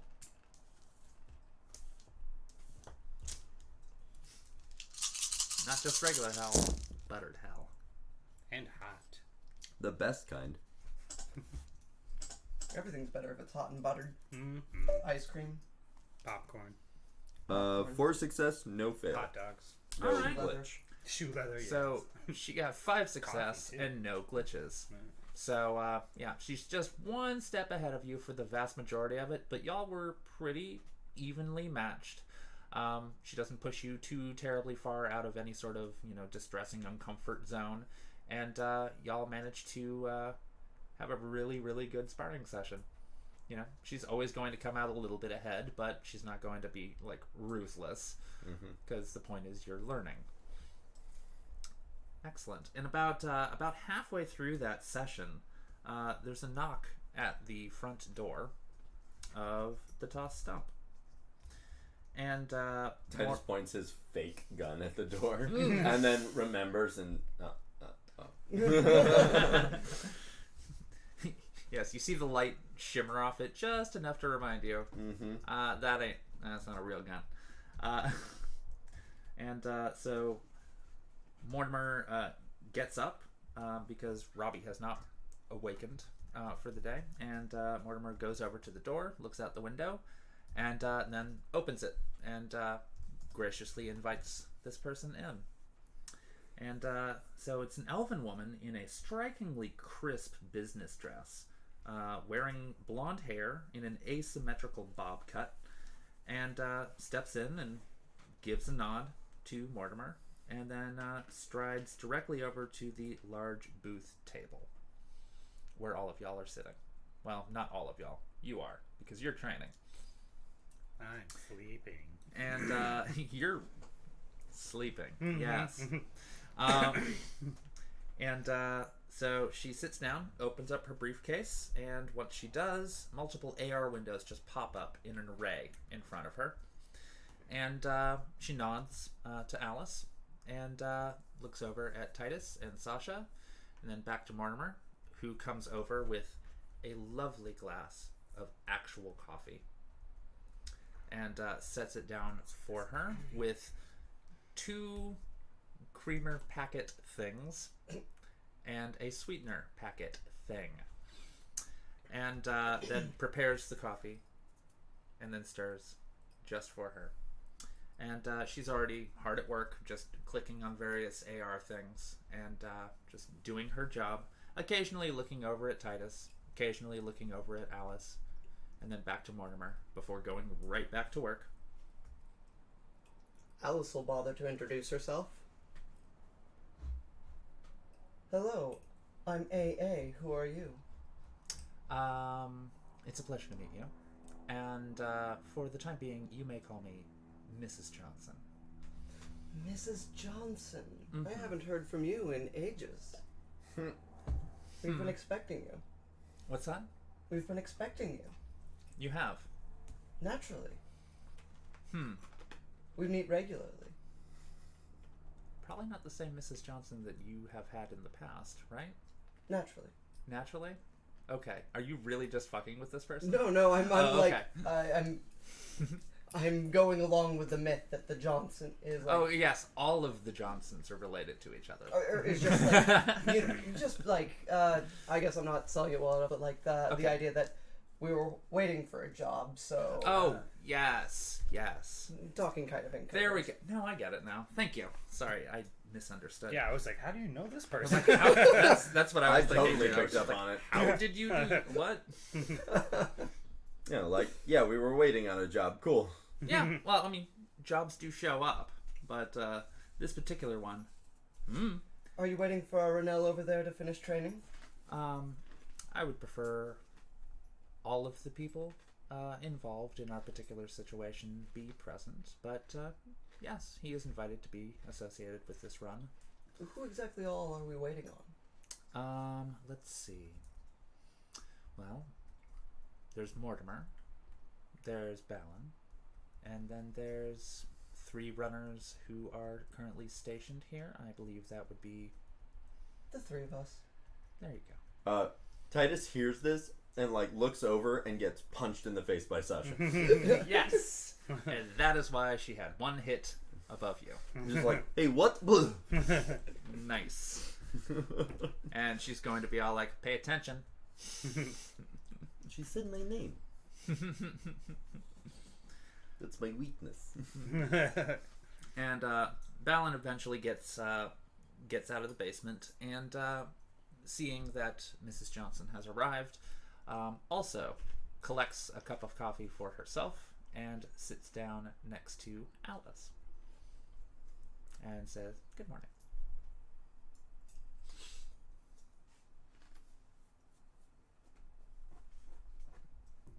And I'm going to go ahead and say you can finish up your training at that point, and it'll be 10 o'clock. And is Geist awake yet? That's about when Geist is going to wake up. Yeah, I've noticed that Geist gets up around 10. Usually because he's burning the midnight oil. Mm-hmm. And then sleeping in. Mm-hmm. So when you get to the main room... He probably instantly smells the coffee. Mm-hmm. And he's just like, what is that? Yeah. And he floats over to the bar like a Hanna-Barbera cartoon. Yeah. Actually, I figure he probably doesn't even know what real coffee smells and tastes like. Mm-hmm. Yeah, it's something that smells very much more grand than any soy calf you've ever had. And, excellent. So Mortimer sees you and graciously pours a new cup. It is intoxicating. What is this? Mm-hmm. Of course, now we're going to see you on actual caffeine. Yeah, exactly. Which should be entertaining. All right. So, once all the runners are gathered, Miss Johnson closes down about half of the array of AR windows and closes the briefcase. Some of them are still floating in midair. And basically announces herself. Hello. I am, for lack of a better term, your Mrs. Johnson for the time being. I am a representative of mutual interests. Since the government of Tyr Tangrir has settled into a more democratic rule the past few years, there's been less in the way of violent infighting amongst the fraternities inside of the Council of Princes. In an official capacity, they've all agreed to play nice for a little while. So, Tyr Tangrir remains a primarily elven nation, and while there are still those on the council who desire to keep it that way, apparently learning nothing about metahumanity from the Dragon Civil War, they continue to grind the gears of government slowly, which makes it very difficult for folks like us to get any work done of a significant capacity. This particular tavern is an oasis in the desert of Karasir, and while the still maligned on the edges of the Gresham Barrens should be able to tell you everything that you know about equality out here, it seems that those of you with the Nuyen have a different experience of equality. My employer, however, would care to offer you a contract. I'm here to facilitate that contract. In exchange for running the odd jobs for us under the radar, we are prepared to offer your establishment certain resources to elevate your community standards. As evidence from the events last night, and she takes a moment to look over at Rhonda. Great party, by the way. Oh, Rhonda's back? Oh, sorry. Balin. Ah. There we go. Let's undo that. Rhonda is not back. Okay. So she nods over at Balin and says, brilliant party last night, by the way. And then continues. There are those with power who would prefer you to be kept in your place, so to speak. And yesterday's magical earthquake has certainly set certain things into motion the world over. And the time to act for anyone's best interest would be now, while people are still recovering. If you are interested, we have a job ready of some time-sensitive urgency.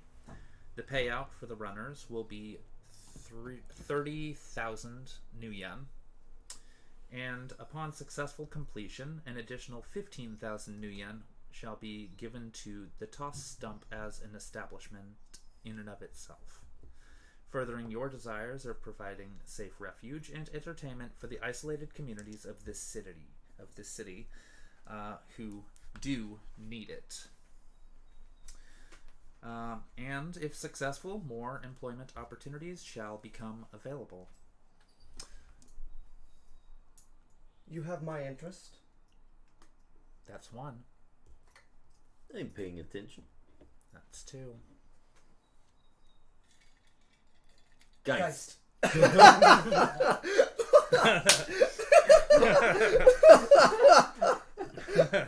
In true Geist fashion, currently taking a sip of water. Or coffee. Yeah, coffee. shit. But like, That was so good. I wish we had planned that. That was beautiful. You cannot plan such works of beauty. They just happen. yeah, I thought you've told me like what? This totally furthers my theory that Titus and Alice are at each other's throats all the time because they're too similar. Absolutely.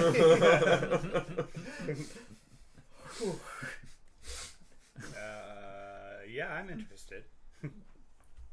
Taking another drink of coffee. It's like, oh my god, this is so good. Mrs. Johnson just kind of shakes her head in amusement. Alright, the job itself for today is a pretty simple smash and grab. But in your line of work, things are rarely simple, which is why we call upon your adaptability. There is a penthouse apartment near downtown, floor 64, penthouse E2. Somewhere in this penthouse, there is an artifact that we need you to recover. We need you to sneak past security, get all the way to the 64th floor, into the penthouse, get the artifact, and get out.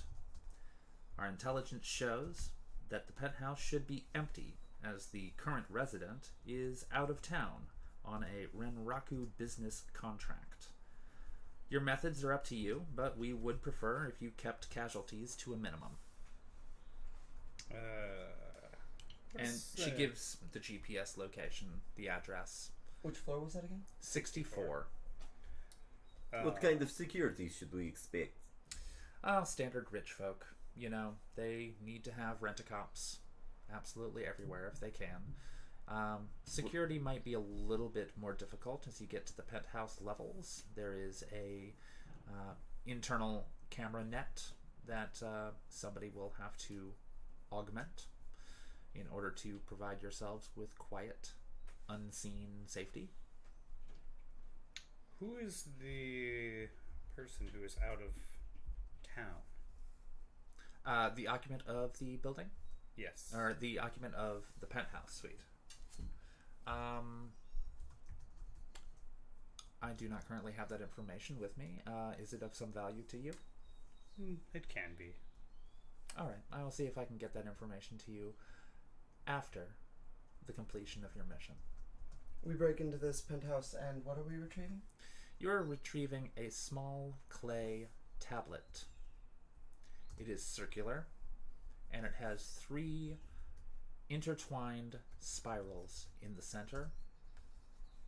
all rotating around each other, and there is a small emerald gem in the very center of it.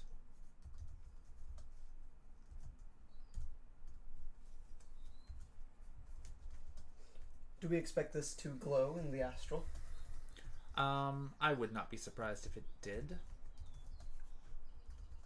I am not an adept myself, so I would not know very much about such things. I assume there's elevators. Is there some kind of clearance that we will need to get to these upper floors? Yes. You will need some sort of access code or card to get to any floor over 60. Over 60. That should be easy enough to get a hold of. Also, all fire escapes and stairs into the back areas are digitally controlled by the internal security network. Well, that seems like it will be very convenient for you two.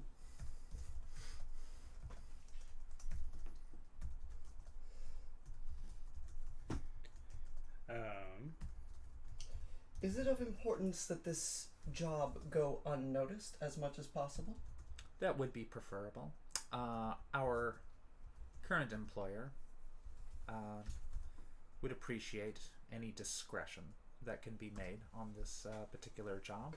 Perhaps we could negotiate a little bonus for not taking what we find valuable in the penthouse?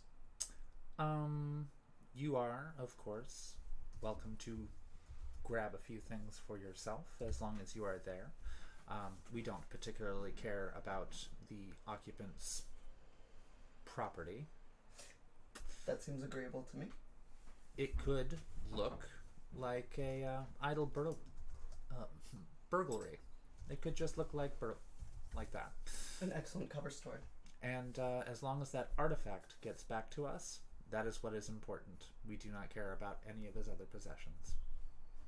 Delightful. Fun suggestion. We frame Humanus again. That would not be recommended. Oh, wait. We would like to keep this out of the public eye. That would raise some flags. Alright. An idle smash and grab burglary. Mm-hmm. Maybe we hit a few other apartments as well. But Spread out. how to explain all of these happening above floor 60? Oh, that's easy. We'll work that out. Okay. If you do wind up going into other apartments to add to your cover, please be aware that those residents have no affiliation with the kinds of jobs that this person does. So, while it may help your cover story, you also shouldn't be seen in the first place. Agreed. Is everyone in agreement then? Sure thing. When do you need this job done by? Now. My armor's upstairs. Shit, we're late. So much for punctuality. And I'll just get up and start going upstairs. Mm-hmm. Excellent. Yep, Titus So, goes to get his... She gives you all of the rest of the information that you need, a generalized map of the area, GPS location, all of the addresses, and enough generalities that you can wing it. And then she packs up her briefcase, drinks the last of the coffee, and gives the last of the coffee? No, the last of her coffee. Oh, okay. Her coffee. I was like, She man, drinks your coffee. don't make me murder you, Mrs. Johnson. It's just, as we're all getting ready, she's just slamming everybody's coffee. I Alan's didn't just have like, coffee. She takes my mimosa. yeah. For good measure. This is mine too. I licked it. It's mine. Just to spite you all. So, in any event, she closes her briefcase and gets up to leave. And she says, "Good hunting, runners. We wish you great success. And I will be here later tonight." And then she gives Mortimer a nod. And he also is just like, yes. Doesn't say anything, but nods. And heads out the door. Hey, Alan, are you familiar with this person? I've met her before, but Mrs. Johnson isn't exactly a lot to go on. Well, I got that. I meant more in the sense of I was very concerned that they were aware of our roster, so to speak. Yeah, they're a contact of Rhonda's. All right, that's fine. And he goes up and starts kitting out. Excellent. I'm gonna say Titus puts on his chameleon suit. Smart. He is going to put on a non-armored, just like trench coat type thing over. That also has the electronic color changing thing, but is otherwise completely disposable. Nice. Geist is going to change into all of his cheap clothes. Don't want to dirty the good ones. That's fair. Don the armor, put his cheap trench coat over the armor, and grab the knife, grab the gun, and maybe one of the projects he's been working on. Just one of them? Yeah, just for now. Okay. Grab his new special clip of ammo. Which one? Mine or yours? Mine. Okay. Titus is also going to bring a grapple gun. Nice. Nice. Clever. Yeah. Alice is going to put on her heavy armor and her polyrhythmer jacket. Yes. And open up the car. Excellent. Shotgun! Which now looks conveniently like a nondescript silverish car. Maybe Silverish. a Corolla. Having that polyrhythmer lining on the car and also a changing license plate. Very smart. Alright. Y'all ready to roll out? Is Balin rocking this with us or is this just us? Nope. Balin and Mortimer have other plans for the day. Delightful. Just you three. So we go to the car. Suppose we should strategize a little bit. I feel like we should maybe You can do scope that in the transit. place out. Yeah. I would like to get a look at it before we plan too much ahead. Fair enough. Do we have a... You said we have a map? Yeah. You've got a map, you've got a GPS location, you have an address, you have a basic layout of the interior, and it's pretty nondescript. I mean, like, the first half of the floors are a hotel, and then there are fancy schmancy apartments on top of that. There's a main lobby that kind of like shoots up like about 4 stories.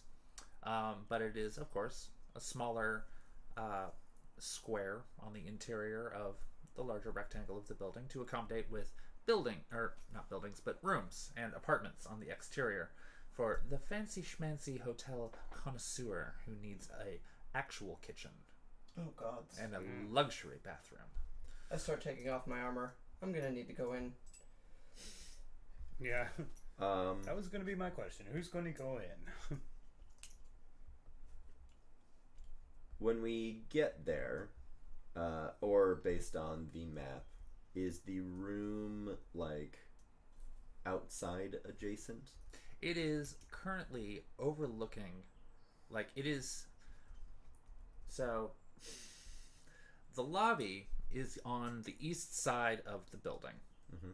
It is, the penthouse suite is also on the east side of the building, very top floor, floor 64, so that you can see the sun rising behind Mount Hood. Are there any tall adjacent buildings? There are a few, but they don't go up that tall. They go up to about the 40th floor. So, like, still grapple gun accessible. You could. It Potentially. is broad daylight. Oh yeah, but yeah. Cool. Okay. Geist, how good are you at reading a hotel's registry? Do you think you could crack in and figure out the name of our target? Possibly. Yeah. I have found generally I get paid more when I don't ask questions. I mean, yeah, they're not. I mean, going you're to be gonna there, you're but- gonna get the name of the target at the end of this. Mhm. I'm going to need it in order to fast talk my way into getting us the access code to their room. All right, Fair that enough. makes sense. All right. I guess yeah. As soon as we get close, I'm gonna go ahead and start trying to hack into their roster. Okay. And then after that, I suggest you hack into their security system and try and open up the fire escapes. In the meantime, if I can get the code, I'll go discreetly up in the guise of needing to retrieve a document or cred stick or data file Something that they forgot in their room. as a secretary. I'm going to go ahead and suggest that we also crack that camnet, so we don't have our faces plastered all over this fucking place. Well, I Excellent mean, statement. yeah, but at the same time, I can go invisible. You've got your chameleon thing. I can also go invisible. Yeah, so we could just not appear.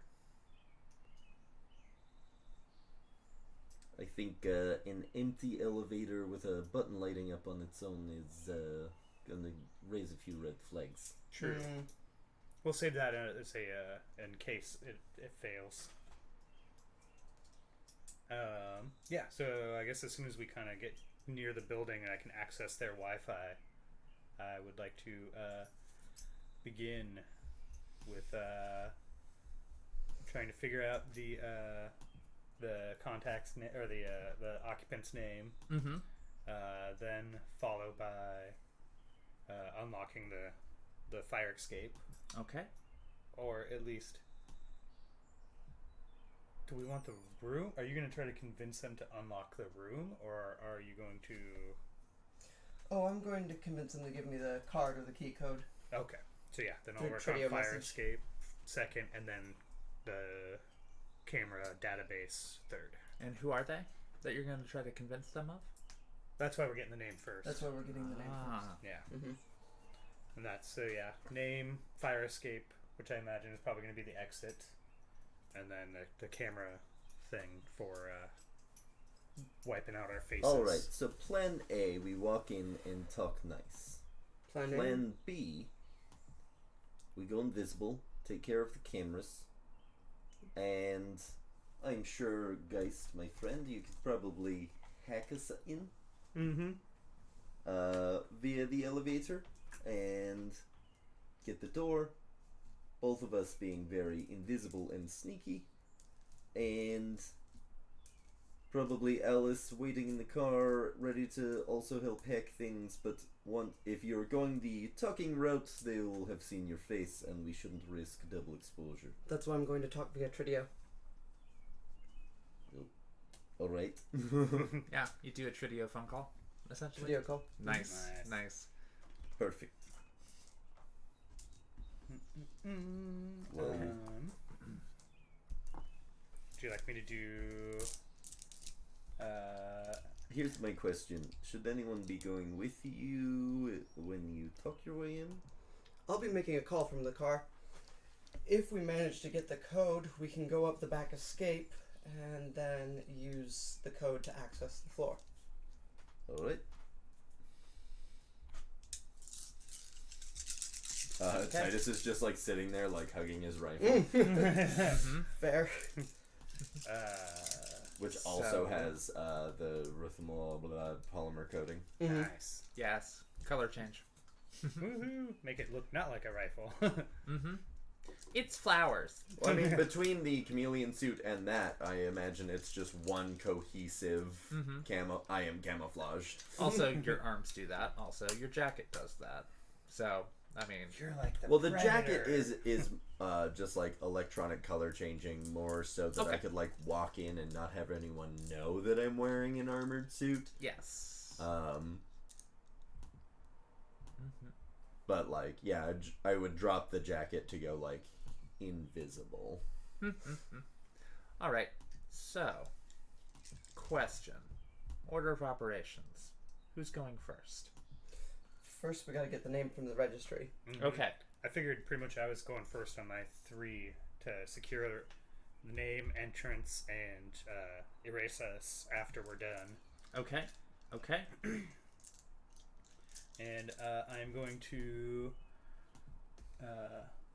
prematurely spend a point of edge Very smart. to just help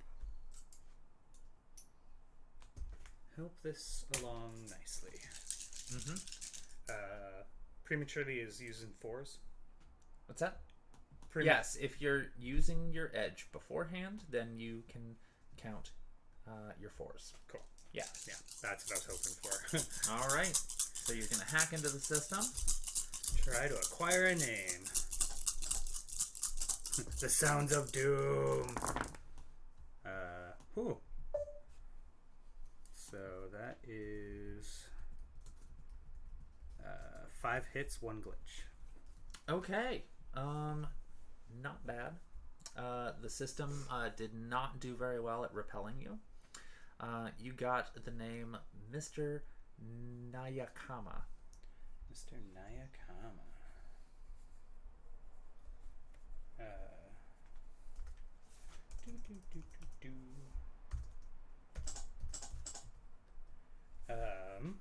And then to try to open the fire escape. Actually, yeah, fire escape. Mm-hmm. And then after that, you're just unlocking them. Yeah, Without alerting the alarm system. yeah, Yeah. cool. And then after that's the cam one. This is for the unlock. Nice. Oh, that noise. So that's another 5 hits, 1 glitch. All right, you have beaten that system. The doors are unlocked. And, yeah, the alarm system is not going off. Nice. So, I mean, it's a fire escape. Yeah. But I'm more worried about the alarm going. Exactly. Weep, weep, fire. Weep, weep. Like, oh, God. Sorry, guys. It's time to go home. Can't do the mission today. And then I would like to burn another... actually, I'll save...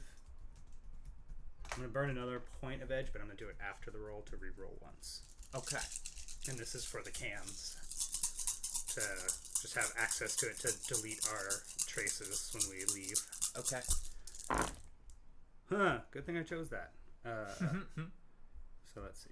There's 3 hits, 3 ones, but I'm burning that point to re-roll.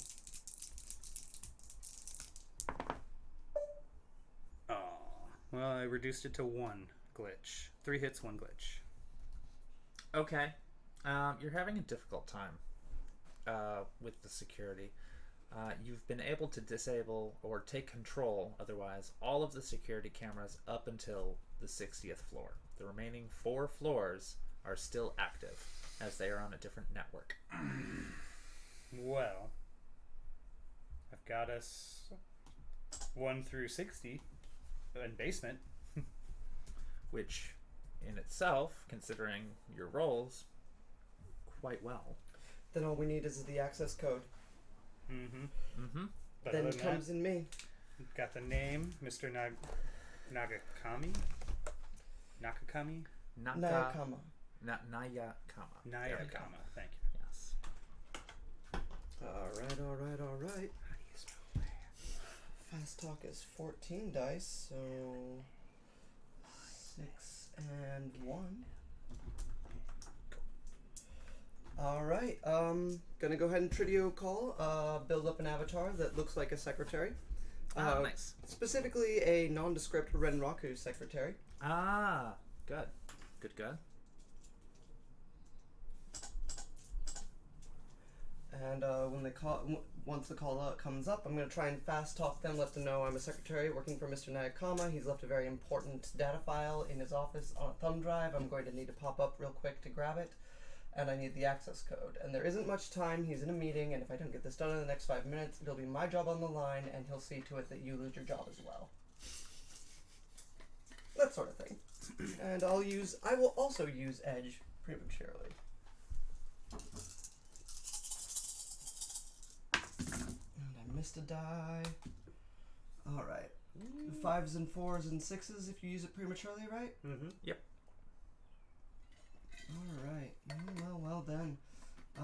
9 successes, 1 glitch.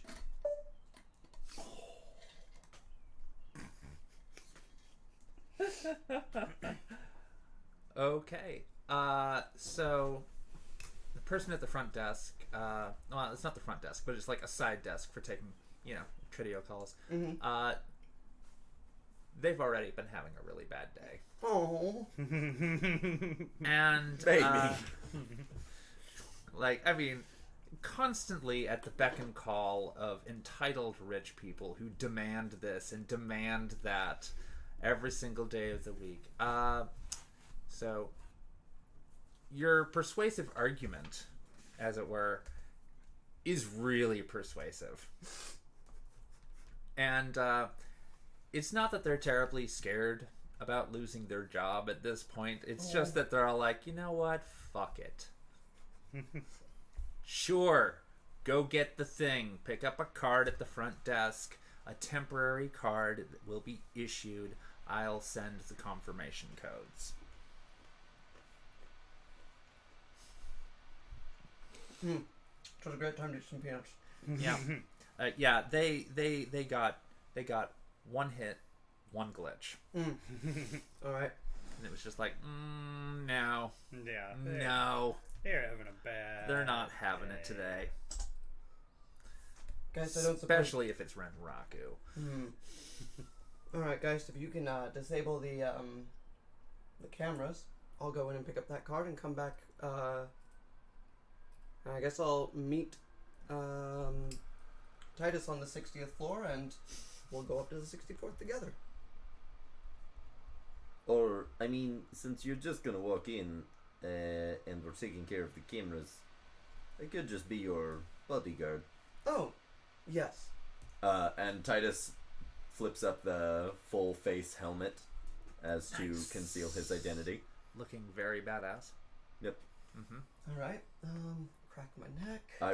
I think I'm gonna leave the rifle, though. That seems... You'll also have to do the talking. You'd also have to check it. Yeah, exactly. Not doing that. So I'm gonna leave my obvious weapons in the car. I can't talk. I get you. And then, I guess with Titus in tow, we'll boldly walk in, and I'll just hold out my hand at the front desk. And in a very deep, gravelly American accent. Wait, what's the guy's name again? Mr. Nayakama. We are here to fetch Mr. Nayakama's card. Okay. Person behind the desk. You should have received a phone call. Yeah. Here. And plastic key card your way. And go over to the... That should be all of the authorization necessary to get to his penthouse and in the front door. As Alice walks off, Titus makes stands there for a second to do a bodyguard nod at the guy, and then follows. All right. Yeah. Guy behind the counter is just like... Swipes the card, gets in, stands very authoritatively. In the elevator? Mm-hmm. Yeah, it's an all-access card for that room and the elevator, and that's it. Fair enough. Cool. Punch the number in have we taken care of the security cameras? Up to the 60th floor. Oh, fuck. Do you want to try to get the top 4 floors while we're on our way up? I can try.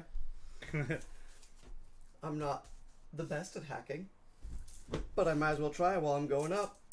If you use your TACnet thing, can I give you a point of edge? No, right. Mostly because it's not a thing that the TACnet really can help with. Gotcha, alright. I tried. So here we go. Gonna hack on in. Use edge. Use edge. I've got 6. You can spare some, trust me. Okay. I use a point of edge. Hack on in. All right.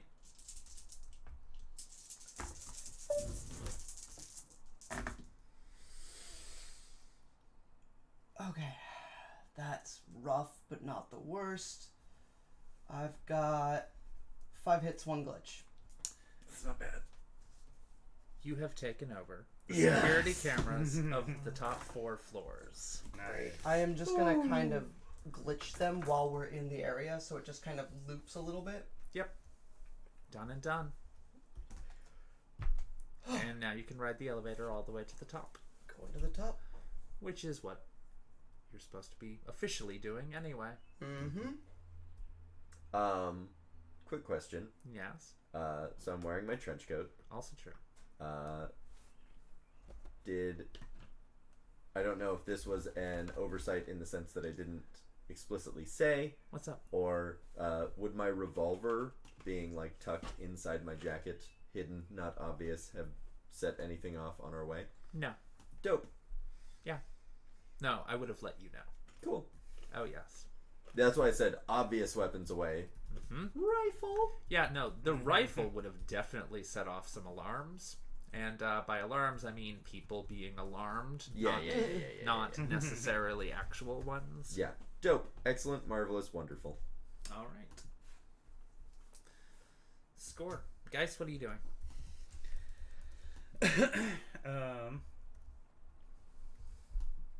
Googling Mr. Naya Maki. You're not going to find him. Yeah, I didn't think so. Oh, well, no, okay, you're doing it in character. No, Yeah, I saw you on your computer and I was just like, you're not going to find... I made him up. Yeah. What are you talking about? He's already got a Wikipedia page. God damn it. God damn it, Bobby. I don't want to adhere to no Wikipedias. All right. So, what are you doing? You're just in the car? Yeah, Oh, okay. Okay. Score. pretty so much. They're going y'all up to the room. get up to the 64th floor. Alright, open door. Okay. The door's open, and there is a pedestal, and one armed guard is just chilling there, and he just kind of like looks up, and he's like, "Hey there," and goes back to whatever he's doing on his computer. Just send you a text message. Lace him. I'm sorry. Say that again. Lace him. Lays. Gotcha. Lace. No, I meant what's the situation? Oh, there's an armed guard who nodded at us and went back to Yeah. whatever he was He's doing. just like, "Hey there," and then he goes back to whatever he was doing. Is he outside of the room? Yeah, he's outside the room. Oh, yeah, then don't lace. Don't lace. No, him. Yeah, that's why you're in a hallway Yo, with I multiple thought doors. I That's what I fundamentally missed too, yeah. misunderstood what was happening when you said that, because I was like, it's just a dude in the hallway. It is just a dude in the hallway. I thought it was Yeah. a dude in the room, and That's I'm like, what I thought, oh, we too. got it. He's chill. No, there's supposed to be nobody in the room, and honestly, if you just walked into somebody's penthouse and the owner was there, they would not be going, "Sup?" I mean, they Okay. might be, but you'd I mean- expect like 12 guns on you at that point. Maybe. Like, ah. That was why I was so confused. All right, so I am not gonna do that. Yeah, I didn't send the message. Excellent. We can retcon that. And It's we fine. keep walking. Yeah, go up to the door and open it up. Okay, you find it on the far off to the left, and yeah, swipe the key card, and it permits entry. I'm gonna send you a message that maybe I should do the security guard thing of standing outside the door while you are inside, Sounds good. Okay. and just let me know what's up. Also, I might do a pass of all my different vision stuff, including astral, specifically looking for a little glowing emerald. Mm-hmm. You're gonna pass your vision around the room, looking for things that are astrally significant. All right, score. Also, ultrasound, like anything that might pick up something that isn't immediately apparent. Mm-hmm. Sure. So, so when you open the door and look in, it's very dark. The shutters are closed. Middle of the afternoon, but it's still very dark. Nobody's been in here in a while. So it's just totally quiet. You see a couch. You see a living room seating area. You see a kitchen and dining area off to the right-hand side as you go in. There looks to be a balcony out the back, but the shutters are down, so you can't really see. the glorious sights of the rich.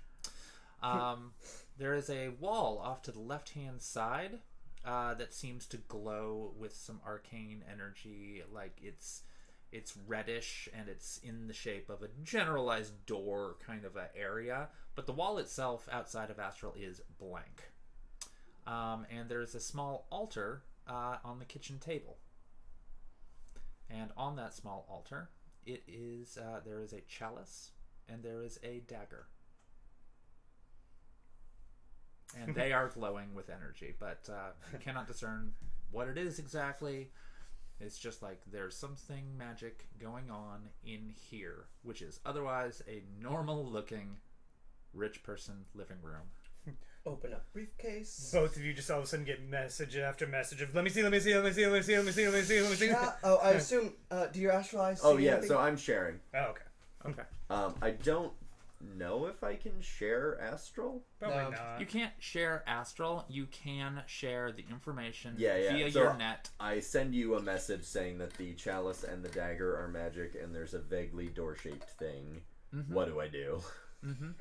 I also, while I'm waiting for him, I'm gonna kind of be like, "Hey, Coyote, do you know anything about this?" A penthouse on the top of... I mean, That's the dagger chalice thing. Like, do I cut my hand You with it think to I- open the door? Like, What are you... I at least put the dagger and the chalice in my briefcase. Close that up. And I start searching for the little disc without going through the red door. So, do you examine the chalice and the dagger before you do so? I'm pretty sure that we use the chalice and dagger to get through the door, which is where the fucking thing is gonna be. Briefly. I give You them briefly a look at it? There's Yeah. a small piece of paper inside the chalice. Mother Baker. It's almost as though that's what I just said. I lift the piece of paper. Titus isn't gonna let me rest for this. I pull out the piece of paper. What is it? Mm-hmm. Piece of paper says, okay, what was it? Hold on. Piece of paper says, the way is opened when I am filled with the source of all life. Fill the chalice with some water. The door opens. That was easy. Put Drink, the dagger drink, drink, in drink, my drink. briefcase. I Mhm. walk over to the door holding the chalice Mhm. and my briefcase. And in the door Cautiously. is basically, there's numerous glass like cases. And in each one there is some sort of trinket, artifact, precious looking thing. And they are all immaculately lit with lighting from on top. It's almost as if the lighting in this room is never actually turned off. Hey, Geist, can you just go ahead and check and see if there's any sort of alarm that's going to sound when we start opening these cases? Yeah, would I be able to check? You could do that perception-wise. I don't think I could. Like No, not you. No, Oh, no, okay, I was you. gonna say, I was like, Matrix that sounds perception. like technology, and Yeah. I am bad at that. Exactly. No. Like you could look for something in that area. And what was that? That was logic and Pull that up again. Oops, come here. Yeah, that is logic plus willpower. woohoo! Mm-hmm. And seeing as how you're already pretty savvy with the digital stuff, let's just say that you can do that. Oh, okay, cool. Yeah, it's just a perception check. Oh, just a perception check. Yeah, it's just a perception check for you. Okay. 3 hits, no glitch. 3 hits, no glitch. So you scour the network, basically looking for a security system that leads to that room, and you find no security systems connected to the grid of the rest of the building in that room. I'm gonna probe I nodes. don't give a fuck about the rest of the grid. I care about private security systems. Mm-hmm. And you do not find one that is attached to your accessibilities. And there's no nodes as I probe for nodes. There's probably 2 nodes. Mm. Guys, you want to hop through my node and see what you can see? Sure. I allow Geist master access into my node. Cool. Wee. That's all. I just pictured guys doing that in the car, and he's like, all right. Awesome. Moderator access. No, No, that's fair. He's in the car, and he just physically goes, wee! And then he's like, all right, anyways. Anyways, back to the computer at hand. Yeah. Excellent. So basically, I'm counting that as you are assisting his work. Mm-hmm. Yeah, and he can work from where I'm at. Yeah, exactly. Mm-hmm. Yeah, so there's two nodes. There's 2 nodes. Well, I would definitely like to see what they're connected to. Mm-hmm. Do you want me to do another? You can perceive that if you wish. Cool. I do wish. Good. Give me that die.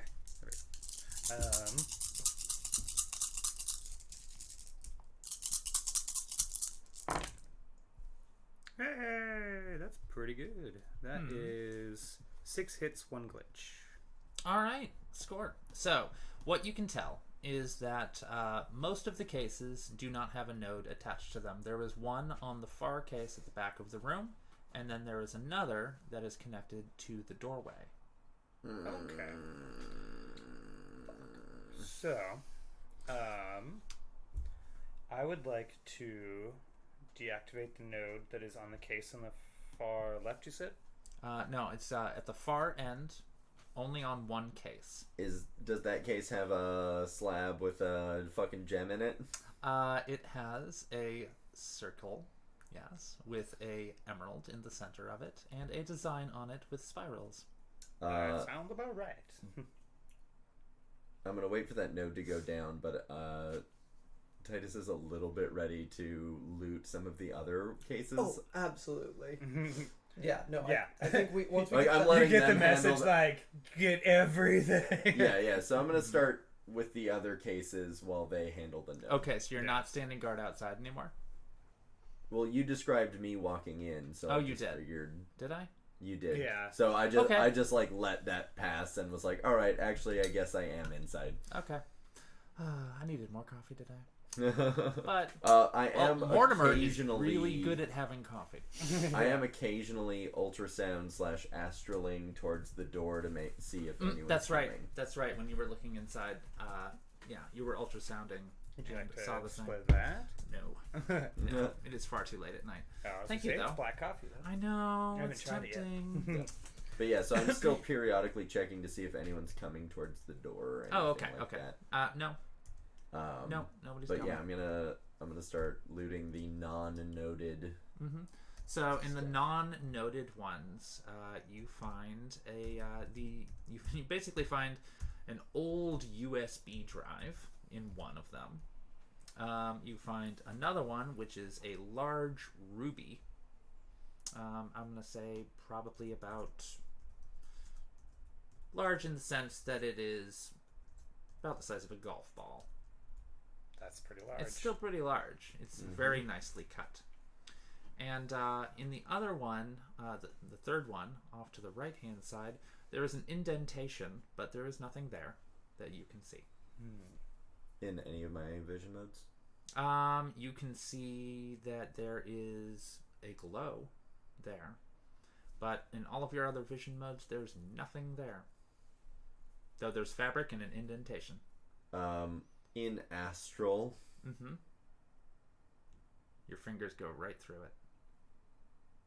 Well, pull out a bit of biofiber from my vest, because I actually carry in one of my pockets a bit of biofiber, and I hand it to you. Try this. It goes right through. It's a good idea, though. wait, so it's on like a little pillow?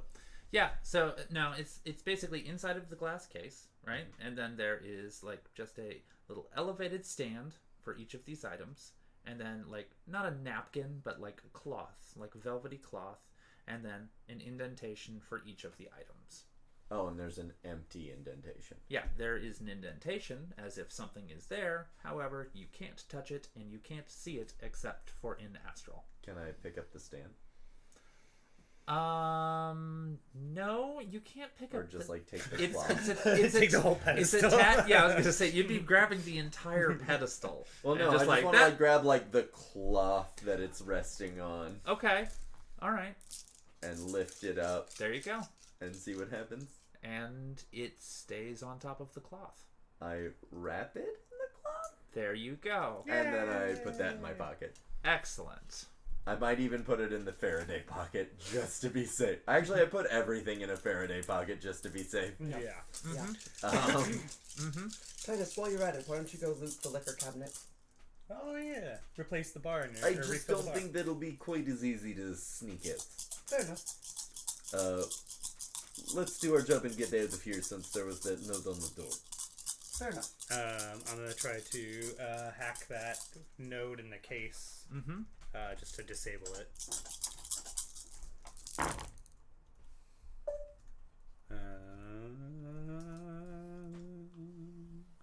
Damn, I should have called it beforehand. So that's 4 hits, 1 glitch. Are you going to use Edge? Do it. Yeah, might as well. I just wish I would have called it ahead of time Yes, because I got 4 I see those 3 fours. Yeah. But yeah, burn my last point of edge on this. And it's nothing. Well, it's not a glitch. Very true. Yep. So that's 4 hits.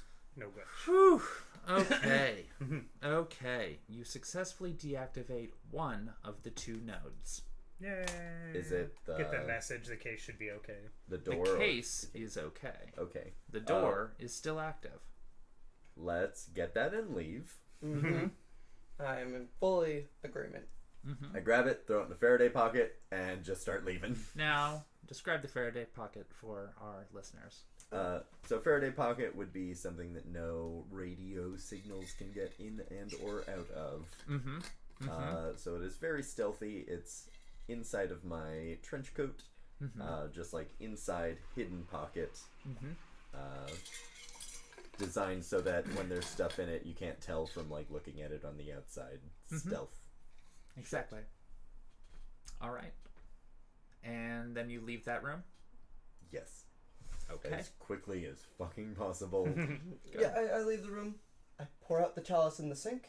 Put the chalice in the thing. Let's make sure that Geist is out of the room before we do that. Oh, Geist is not in the room. Yeah. Oh, Geist yeah, is in that's the right, car. that's right. I look really quickly for a liquor bottle of any sort to just jam in my briefcase. You find none. This is a dry household. Oh. Motherfucker. Let's go. Anything of value on my way out, I grab and stash in my briefcase. Okay. You find a couple of trinkets, and they're not really fucking worth mentioning. Okay. You might Right. be able to sell them on the black market. So we leave. Yeah, we leave. Yeah. Okay. We And both leave. how are you leaving? Elevator. Calmly. Elevator. Calmly. Everything is normal. Does the fire escape chill right now? Does the Yeah, fire it's escape up go loud. all the way down? Oh. Yeah, it goes all the way down. It's Oh yeah, a of course, it's fire Yeah, escape. Yeah, it's we a fire- definitely use the fire fire escape. That's why I was like, Yeah. I got that It's one. unlocked, and the alarms aren't set. Yeah, cool. Yeah, Fire escape. Fire escape. Yeah. Cool. And we close the door behind us, naturally. Yep. Mm-hmm. Yeah, fire escape. We are going down a fire escape. You are going down Yay. 64 floors. Good thing I'm very agile. Good thing I'm very average. Stop like every half an hour, like, oh god. At least it's downstairs. Yeah. Yeah, not No, exactly. Yeah, Yep. you've got a hand railing and everything, whole 9 yards. It's So totally we fine. are going down that. Excellent. All right, and you get down to about the 15th floor, and you start seeing like various employees who are just going about their business, and yeah, no big deal. We just keep moving. Like it stops being a emergency get the hell downstairs kind of a place, and more just like no, there's people going around cleaning up rooms in the hotel area, and just doing their shit. And then you hit the ground level. And there you go. You're off on a left-hand side of the main lobby. Alright, I'm gonna walk in the opposite direction that we came from. Yep. And ping Geist to, or I'll tell drive him- the car Yeah, around. obviously you can just drive the car, that's right. It's the future. The future is here. Yeah. Geist doesn't have to drive it over, you can. Yeah. I drive my own car to us. We get in the car. We go in the opposite direction of the toss stump. Oh, good. Find a discreet place, and I pull out my tag eraser and start going everything frantically. Okay. I've also got an area jammer that I can plop up while we do that. Mm-hmm. Okay. Yes. Excellent. So you do not find anything that would be a locator or a beacon or anything like that on any of these items. This was a very unprepared rich person with artifacts. Good. More fool them. Mm-hmm. Let's go to the toss stump and try and move those magic items as hot as possible. Let's take the long way, shall we? Yes. And then try and get those magic items off our hands ASAP. Mm-hmm. I'm sure there will be someone there that can help us with it. William. Good old William. And And go the we- long way? We'll take the long way back to the toss stump. Mm-hmm. Excellent. Score. So you do so, and it's probably about the middle of the afternoon since y'all got an early start on your day. And I'm going to say you get to the toss dump at about 4 o'clock in the afternoon. Is Mrs. Johnson still there? She is not there at the moment. Ah, pity. But you know who is? Rhonda. Rhonda! You're back. Exactly. Is anyone else in the stump? Balin is there. Mortimer is not. William's at his usual spot, as is Robbie. And Any customers? there's a handful of them. It's still early. When Titus is gonna lower the helmet thing, Mm-hmm. walk in, and kind of like to Rhonda and Balin be like nodding towards the staircase as he goes up to his room. They both just like, well, Titus. We can meet in the blast chamber. Oh yeah, we can do that as well. Let's do that instead. Oh, okay. Retcon. Instead of, okay, you don't want to go upstairs? No, like Yeah, because I was going to say, like, Titus inviting somebody up to his room, or a couple of somebody's, is not necessarily something that people are familiar with. Yeah, so definitely But he's very charismatic. the sit down round table thing. Like Titus is just gonna beeline it to that sit down and kind of like Mm-hmm. Mm-hmm. Guy's just gonna get another cup of coffee. All jittery, like look what you did to him. Ron is Just like, down. I think you've had enough. I'll tell you when I had enough. No. Just jittery and on edge, like. You know, guys. Like after you pour yourself a little bit more, she just takes the pot and puts it away. Nice. Never had real coffee. You know, guys. And you never will again. Addiction is usually an indication that you're not getting enough interpersonal contact. Nah. Fair enough. Well, there you go. And unfortunately, that is all of the material that I have for you at this point in time, and that ends another wonderful session of City of Thorns. How did y'all feel about that today? I want to know what all those magical items are. Yeah, That went too smoothly. I want to know more about it, and I feel like it went too smoothly, and that we're fucked. Yep. It did go a lot smoother than I had planned for. Oh, okay. You missed an awful lot of potential fights because y'all are really good at hacking, apparently. I really thought this Good was going to job, go guys. down way more like the one-off hotel Oh thing. yeah, that's what I was afraid What of. happened in a hotel in the one-off? I forget. Hotel. Oh, you weren't there. Oh, that one. Oh, where hotel. we played our alternate character. That was the not a alternate hotel. character. Or That what- was a neonet facility. All right. Yeah. Well, whatever it was, I thought it was going to be a lot more like that. Nope. We were trying to get all stealthy. Nope. This was just Fucked it a up. this was just a rich people kind of penthouse thing. So there was going to be some resistance. Some guards were in place and ready to go, ready for something to completely fuck up. But y'all asked all of the right questions and got the information that you needed when you rolled for it. Nope. Was the dagger chalice like a trick trap? Like if we had put blood in it, it would have done something horrible, and we all would have like had to fight like a hellhound or something. You're not gonna tell me. Ah, cruelty. I had so many plans and You figured it out so quickly. I love how frustrated you look when Alice was just like, I fucking fill it up with water. And I was just Yeah. like, ugh. Fine. Titus even said maybe it was blood. Mm-hmm. It's true. Source of all life. No, I agree with Yeah. you And I have a- completely. I have a really solid reason for why my character would first think water on that and not blood. Yes, exactly. Exactly. But, all the same, that has been City of Thorns. Session 2, Episode 4, for those of you listening on the podcast version. And we bid you adieu. Goodbye. Well,